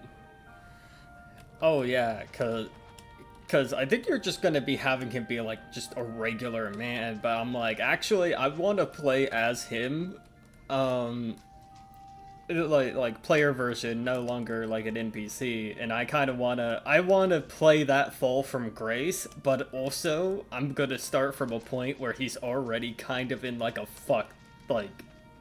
Well, so because of how I've made Marathos in the past, they're kind of like Roman Empire-y, right? So like their statesmen are also like generals. And so I was just gonna make him like one of the many generals of Marathos. And then just have him like work within that. Like with a lot of the things, like I don't know if I had any sort of like I didn't have any like major plans for him outside of him showing up in major like story events, and then eventually like at the end of everything, like then you like the characters would like find out shit about him and whatnot, and then bada bing bada boom, you know, we get to the modern day. Like I had him be like an integral part of it, but I think what you will do with him will be so much more interesting, which I actually need to talk to you about one thing. Oh, yeah. In regards to, where he'll be, where his standing will be at the start. I think I think my mentality is like he's like essentially like an R&D chief at that moment. Yeah. Like a full-on researcher vibe instead of like a general, but it's like I also planted the funny seed that is like, this will be a less harmful invention to show for a progress report, and it's a gun. It's so funny because like it is super early for it to show up in the timeline, but it also makes sense of just like, considering what's about to happen in that world, it makes sense why it wouldn't show up for a while later, until a while later. Yeah, but then you have the funny thing of like, oh, where did this blueprint come from when it gets uncovered? Yeah, like, oh man, so many people in Bliston would be fucking livid at the idea of the gun being a Steam Hollow invention, essentially. Dude, not even just like a Steam Hollow invention, a gold fair. Oh yeah, gold fair invention, yeah. They'd be so mad. It's like, actually, gold fair invented like gun. the thing that makes them them. I'm like, no, this will be so funny. What's funny is like nobody actually knows where the blueprint comes from. Like Yeah. I do have written down that like for like the usual lore, it just said like the gun like was just invented in fucking Bliston, and then like the knowledge of it slowly spread until like cultural osmosis, and now everybody had like different versions of guns, but Bliston had the best. And Yeah. now it's just like it's just like I didn't like give credit to anybody making it, and now I can literally just like there is credit, and nobody in Bliston is willing to admit that they came up with it, because they all know it just came from some blueprint they found. Yeah, and what makes it worse, I don't know if Goldfair would be willing to admit that enemy number 1 made like the thing is like, by all means, 0 people are fully aware of where the blueprint originated, as I would probably say. But if like, they knew, they wouldn't say shit. They would never admit it. They would never admit that fucker made it. I'm like, no, that's what makes this so funny, is I'm playing a character that is like, even if they do make this creation, and it's like, oh man, this will revolutionize shit, they never get credit for it. No, the thing is like, obviously, we can't take away from the achievements of Bliston. They definitely took the invention and made their own better twist. Oh yeah, because they got an inch and went miles with it. Yeah, because God, our good High Artificer Grey Flame is just like, here's this, like, a thing he made and never thought about, like, going any further with, because he's like, this is clearly an obsolete technology compared to what I'm about to work on. So we'll just we'll just give them this to satisfy them, and then and then years later, you have these desert country bumpkins, fucking. Yeah, him thinking to himself when handing it off to the Bliss Star representatives, like, okay, this won't be nearly as catastrophic. We're not gonna have any, like, accidental explosions happen and kill people. This should be fine. This should be fine. And then it's just like centuries down the road, you like, look at this shit. The other question is, would Calcifer even be fully aware that that was his invention gone rampant? Like, yes, he made the blueprint, but like, there'd also be the kind of like thing in the back of his mind of like, that couldn't have been me. So, I mean, like, literally, there's like a whole circle of everybody either refusing to acknowledge or just having no fucking idea. Yeah, there's like, well, no, they use capsules, so clearly it's different. Like, they use shell. I like the idea that he didn't interact with the mainland for so long that when he finally showed up, they had invented like fucking like just the bullet rather than like the fucking like smooth yeah. So like by the time he shows up, he's like, yes, casings. I couldn't have made that. That's a them thing. Yeah, no, they made this. Like he sees the revolver and goes like, actually, yeah, you know what? Yeah, I had no hand in that. Apparently someone else made, that reinvented the wheel. It's almost as effective as this dragon shard shit I've been using at killing people. What's even better is like, I like to think there's like some wizard in the Tower of the Arcane that has complete knowledge of where all this came from. But yeah, like actually doesn't admit it because it would be giving Bliston credit for something, and they think they're just dumb idiots. Yeah, it's just like Grand Diviner, like a Grand Diviner. Speaking of dragon shards, that does remind me of one of the legendary guns I made for Bliston a while ago. The Emperor does use dragon shards as kind of like a weird railgun thing for bullets. It's like a mini railgun. Actually, I don't even know who. Scientist in his basement just fucking. I don't even know who. I don't even know who owns it now because Jess is running it. I know. There's a character you can completely fucking miss, so you could reasonably never see that fucking gun again.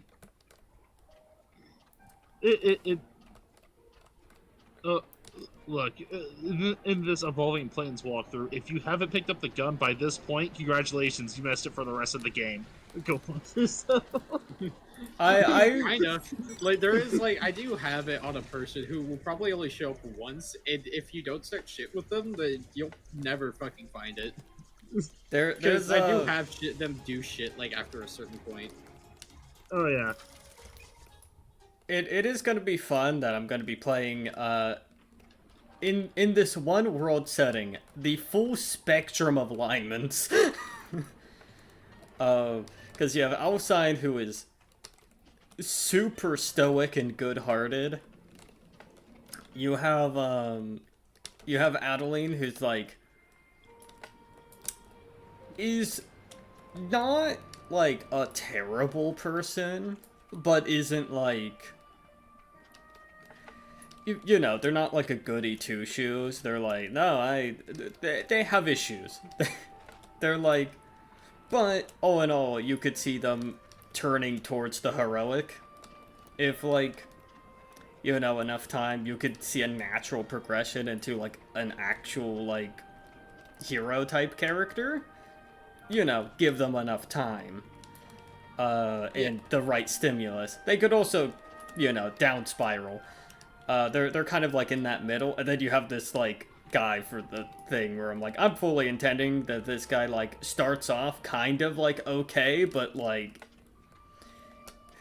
is spiraling.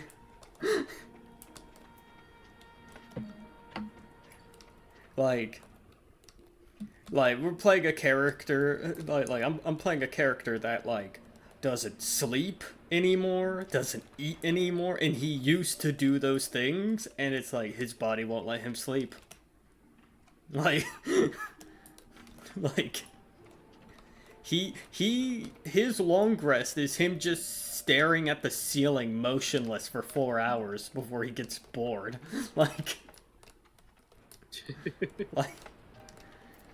like, it's fucked up. like, oh, I need rest, but that's the only rest he can get. He doesn't even have a pulse anymore.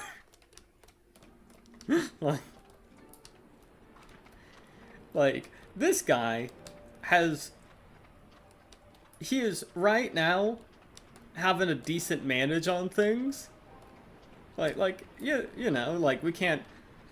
He wouldn't be a good party member if he was just, like, fucking evil right off the gate. And this is before, you know, everything goes to shit. But I think, like, with the right stimulus, he could spiral. Yeah.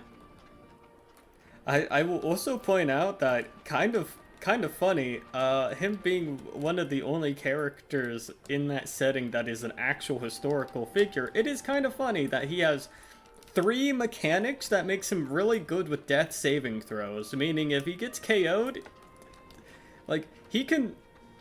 People wouldn't know he's dead or alive, because he doesn't have a pulse anymore, and he doesn't breathe, because of what he is.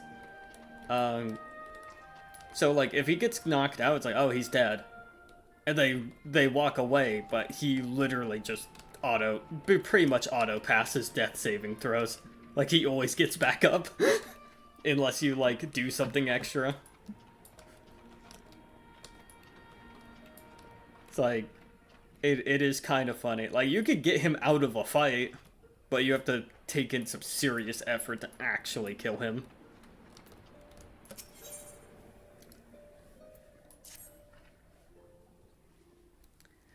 You want to help, do ya? Seeing as I'm in no position to leave the stew pot unattended, could you go and ask Teb for a variety of herbs? 6 sprigs or so of whatever he's got on hand should suffice. It's not as haphazard as it may seem. Depending on the recipe, it doesn't really matter what sort you add, so long as you add something. I'll be here when you get back.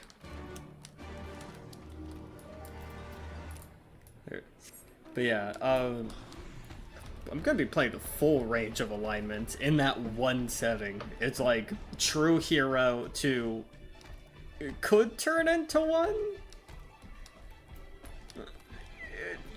Kind of just a person, morality-wise. Like, the average person morality of, like, you know, if they can do something about it. If it's convenient. And then, lastly, a character that will just turn into a bad guy. Herbs, is it? 6 sprigs of whatever's on hand. Afraid I can't spare that much. You'll take 2 and be glad of it. Oof. The remainder you'll have to gather yourself. Shouldn't be too hard to bar there. You'd be surprised at what you can find growing underfoot, even in the reach. Yeah, I'll do this so that way Jess can see.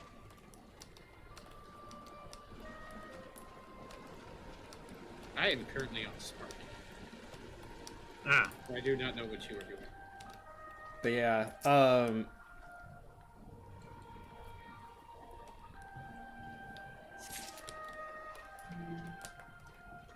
it'd be funny if this MSQ is like, did you level up Botanist? Nice.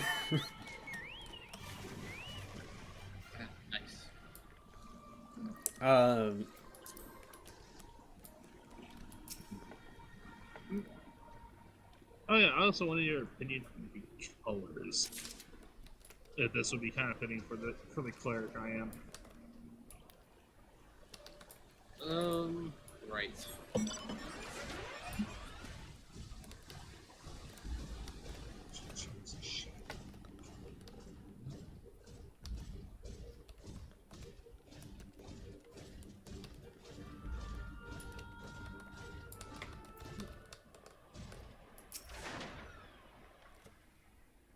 Like I went with It's like something. silver and reds are usually the go-to Oh, perfect. for that time.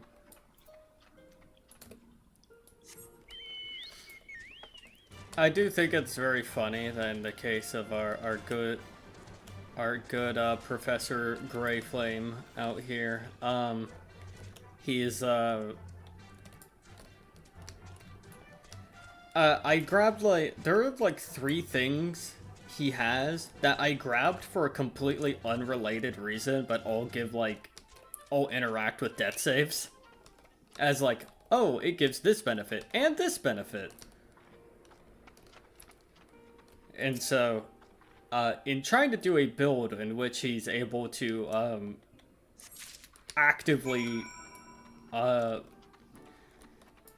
in which I make a build in which he's able to actively, I guess, pump his heart and shit to like regenerate a little bit.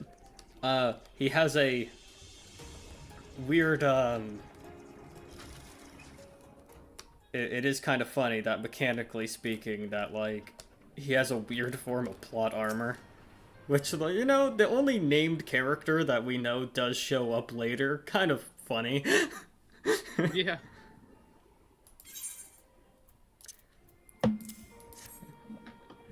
No, but that's the thing. The suspense will never be, does he make it out? The suspense will be, what the fuck does he do to the others? Like, it's like, what happens to the others and how bad does it go?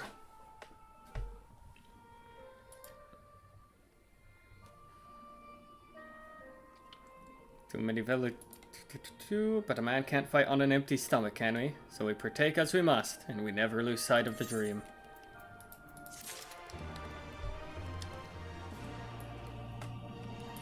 I should probably cook after this stream. We spent a lot of this stream talking about... about world setting shit. Yes. It's a good topic. It is a good topic, and I have lots of opinions on it. It's... Honestly, like, I've been thinking of coming back to streaming, and I honest to God think it might just be, like, a podcast. Hey, like, not even intentionally, it's just because, like, most of the streaming shit where I'm, like, I have to dedicate myself to a game, I can do, like, a stream once a week where we just talk about shit. Hey, I'm down to go. In fact, actually this Wednesday, because I wanted to do a sort of like, hey, thanks for the 100. I won't actually want to do a Q&A. Like, so, it's like Wednesday, I am just like, yeah, that's the point of the stream. It's just talking, and like vibing. I think that'd be neat. Next Wednesday? This Wednesday, because we got, yeah. I may or may not be present because I do have an interview that day, and then yeah. Gale will be here, so I'll be spending time with them. The wizard. I will, unsurprisingly, also be available for that day. So, hell yeah. Silver, there we go, baby. So I should cook again. I still have some sauce from that vegetarian spaghetti. I want to see if I can maybe add something to make it a little bit more palatable. I think there's a combination of factors as to why I was having trouble like getting food down when I first made that. It's because I made that during the week where it's just like, yeah, I've been plagued with nightmares. I'm like, my anxiety levels have reached such a high point that, like, I was hardly eating anything. It's like, oh, I made a pot of spaghetti. And I barely ate much of it at all.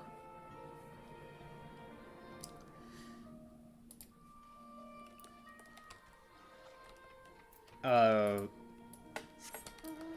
or can make some more like potato wedges. I still got a potato. Good wedge. We do love a good wedge. Though I think I want to do spaghetti because well, me and I have some like there's some dishes that need to be done, and we have the pot, and while that boils, I can do dishes. And that sounds like a reasonable plan for things.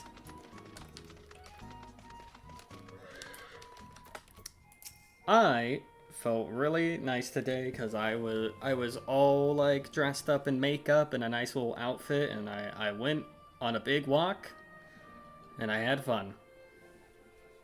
We like walks. Yeah. Mind you, I walked maybe like 10 miles. But, you know, I used to do cross country. Whatever.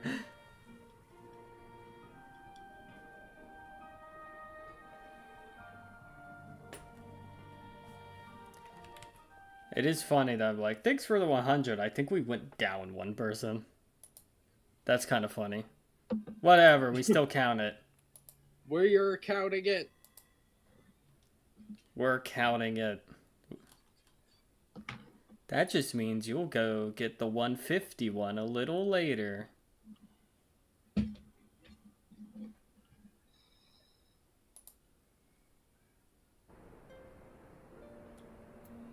Yeah.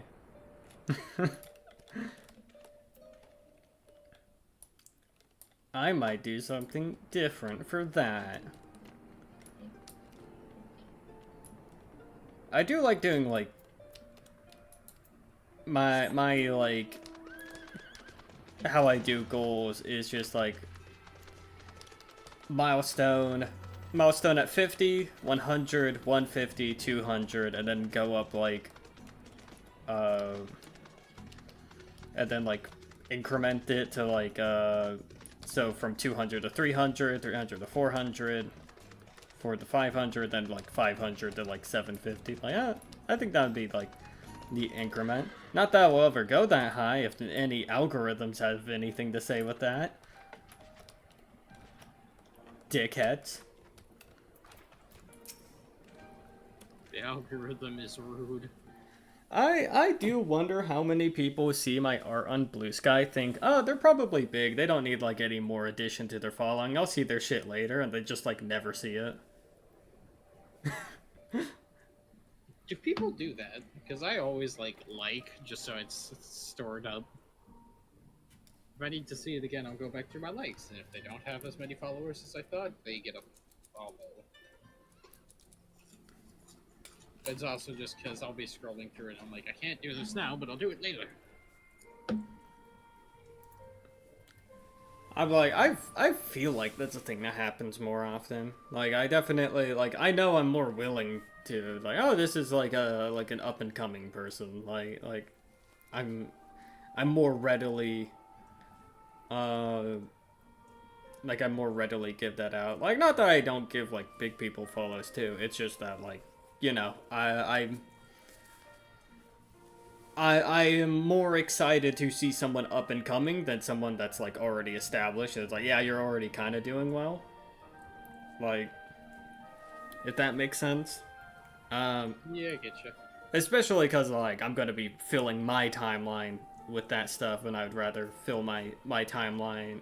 Or like, I'd rather, you know, repost. Like get into like reposting stuff from smaller people more often. Instead of just having like my portion of people's feed be specifically like everyone else's. It's like, oh, 8 people reposted this shit from someone that is well established since like early 2000. Like,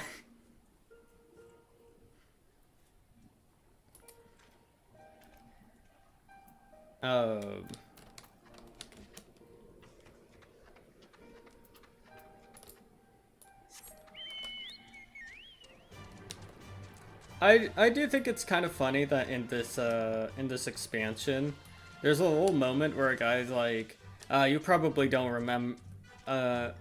It's like, you actually have a dialogue of like, actually I do.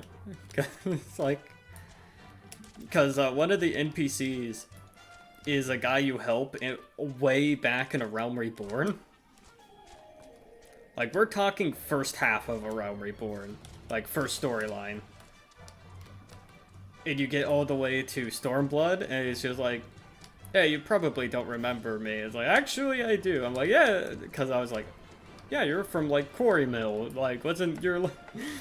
I'm like, wait, actually, yeah, no, I remember that shit. That's a fucking callback.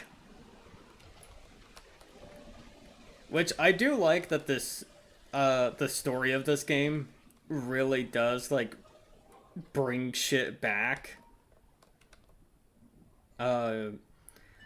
Like, things you do, it kind of helps, like, make it feel like your, character has affected things, because, like, eventually it's like, oh, how's this person doing? And it's like, oh, this person you thought was a, like a nothing NPC,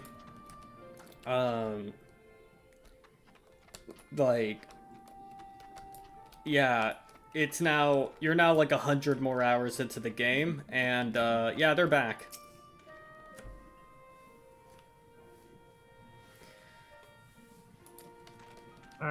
Alright, Jess, I had done tweak the colors a bit.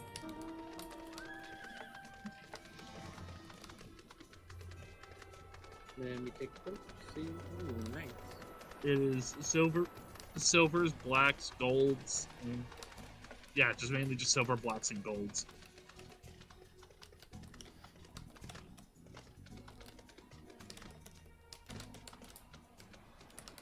Perfect.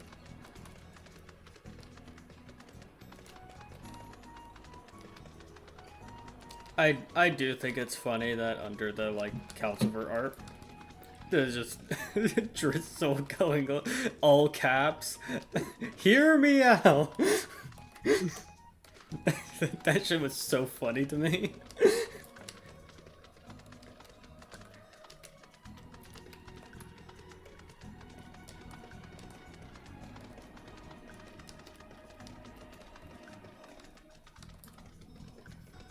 Also, a fun little detail, because I'm like, yeah, this guy's basically just Erica's son, is the frame of his glasses are green, as well. Cause like, one detail with Erica's, her glasses have green rims. I was like, actually, you know what, I'll pull into that. I'll actually, like...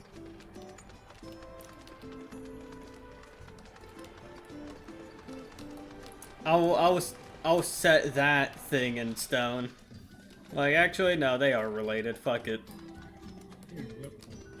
Well, speaking of designs, I also took what you said, Alex, and like,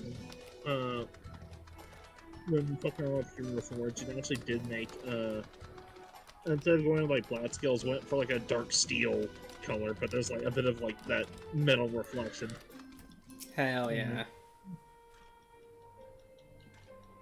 Also, you proved that, well, while champions didn't exist during this time, like, there was still, I think, those who were, I guess, occasionally chosen by a god. And to show this, I saw a Balrog had his green eyes, but I kind of did, like, a little flame effect, or flame paint, also around his eyes, so it actually comes out looking like they're glowing a little. As he has been exalted. Oh, man, another thing, sorry, I was just now thinking of world building. One of the things I really love doing is,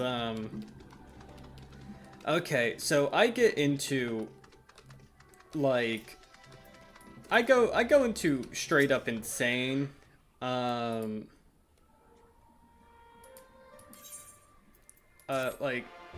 the types of details I get into are very hyper specific, but I'm like, I have a lot of fun with it.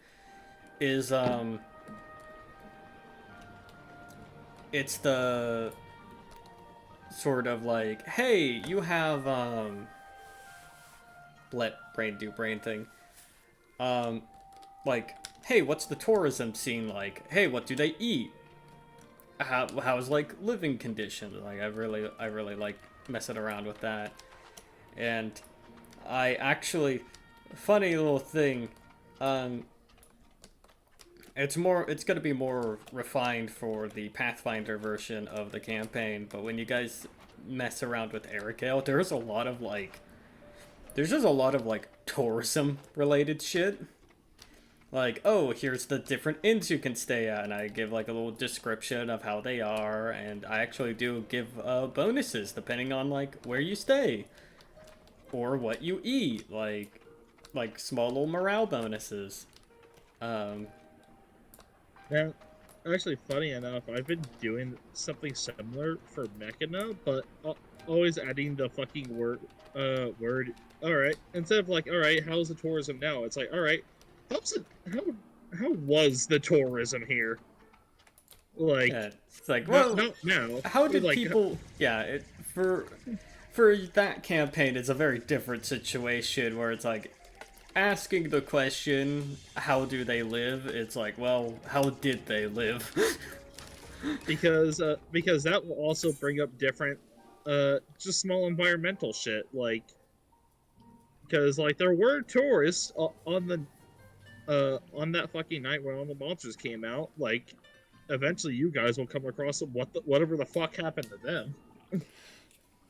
Yeah, you're doing a full-on apocalypse type situation where it's like, actually, yeah, the party got only a couple of the party members survived initially. I mean, they got better for now. Yeah, they got better.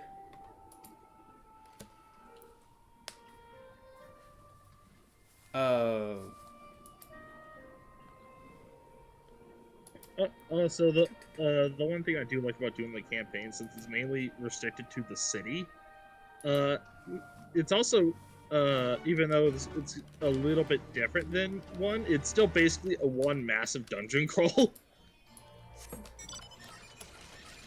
Kinda.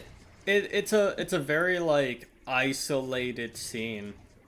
It isn't your typical globetrotting adventure because it's like, this is where shit is happening. This is where the shit is. And actually, this is only where this is where a major part of the shit is happening, but only still part. The rest of the world is also dealing with it. Yeah, I imagine the moon becoming cursed would affect everybody, but yeah, no, that's also why there hasn't been 81 elves trying to help, like, from the outside, trying to hop in. Because, like, a month had passed, you probably would have expected something, but no, it's been quiet. Yeah, I imagine, at the very least, agricultural shit is, in the shitter. But there's potatoes! And some cactuses. There's potatoes, some cactuses, and a few other... There's a few shit around. Oh, shrooms are fucking... Like, if you're a mushroom farmer, this is a fucking, like, golden time for you if it wasn't for the rest of the lunar curse shit. That one elf who's just sitting there, I thought we were done with this shit over 300 years ago. Damn it. Every time. Well, there's some consolation. What is that? You can see the sky. Elves in that setting really are like the millennials of that setting. Like, oh, ooh, goody, I get to live through 2 recessions? Yay! Yay! God, I hate my life. Can I please stop living through historical events? Whatever the fuck's about to happen in fucking Lunaris, that's just even worse for elves. It all started here, then. You have that one like doomsday prepper elf that's like, I knew it would come. I knew it would happen again. He- To be fair, as far as the elves go, they're less insane than preppers because they actually have precedent for this. Like the elf strapped with like 50 alchemist fires dangling off his body. Like, I am ready. It's that one video that we keep popping in chat of the dude screaming then blowing up. Yeah. Don't worry, monster. If you hit me, we can both lose. Go ahead, shatter one of these alchemist flasks. There doesn't need to be a winner. We can both lose. Oh yeah. The fucking get me into the headspace for basically talking about, despite the scene being relatively quick for the people who didn't survive, in the background I was also listening to some Darkest Dungeon playlists. The song in particular is A Town in Chaos, because of course that song would be very fitting for what the fuck I was doing there. Yeah.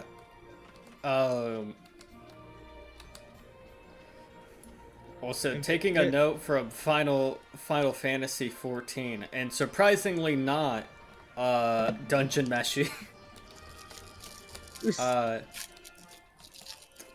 Me putting very in-depth cooking mechanics into the Pathfinder game. I don't know. From what I've seen from it, I want to try the ectoplasm sorbet. That shit actually does look good.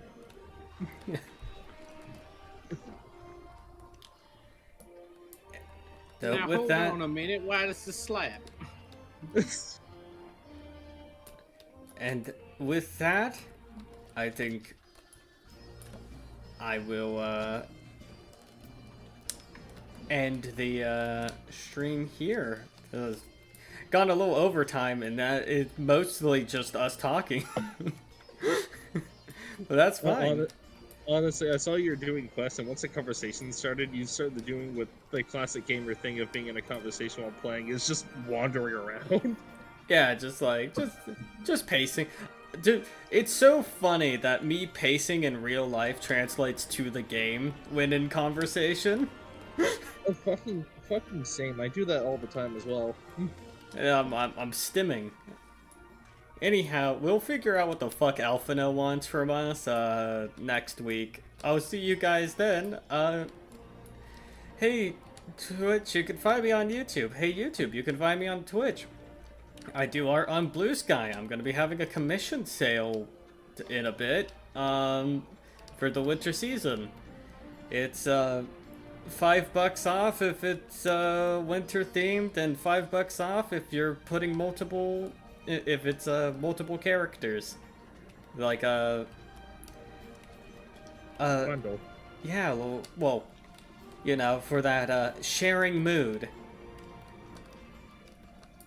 So I will see you guys yeah, I'll see you guys Wednesday for the 100 follower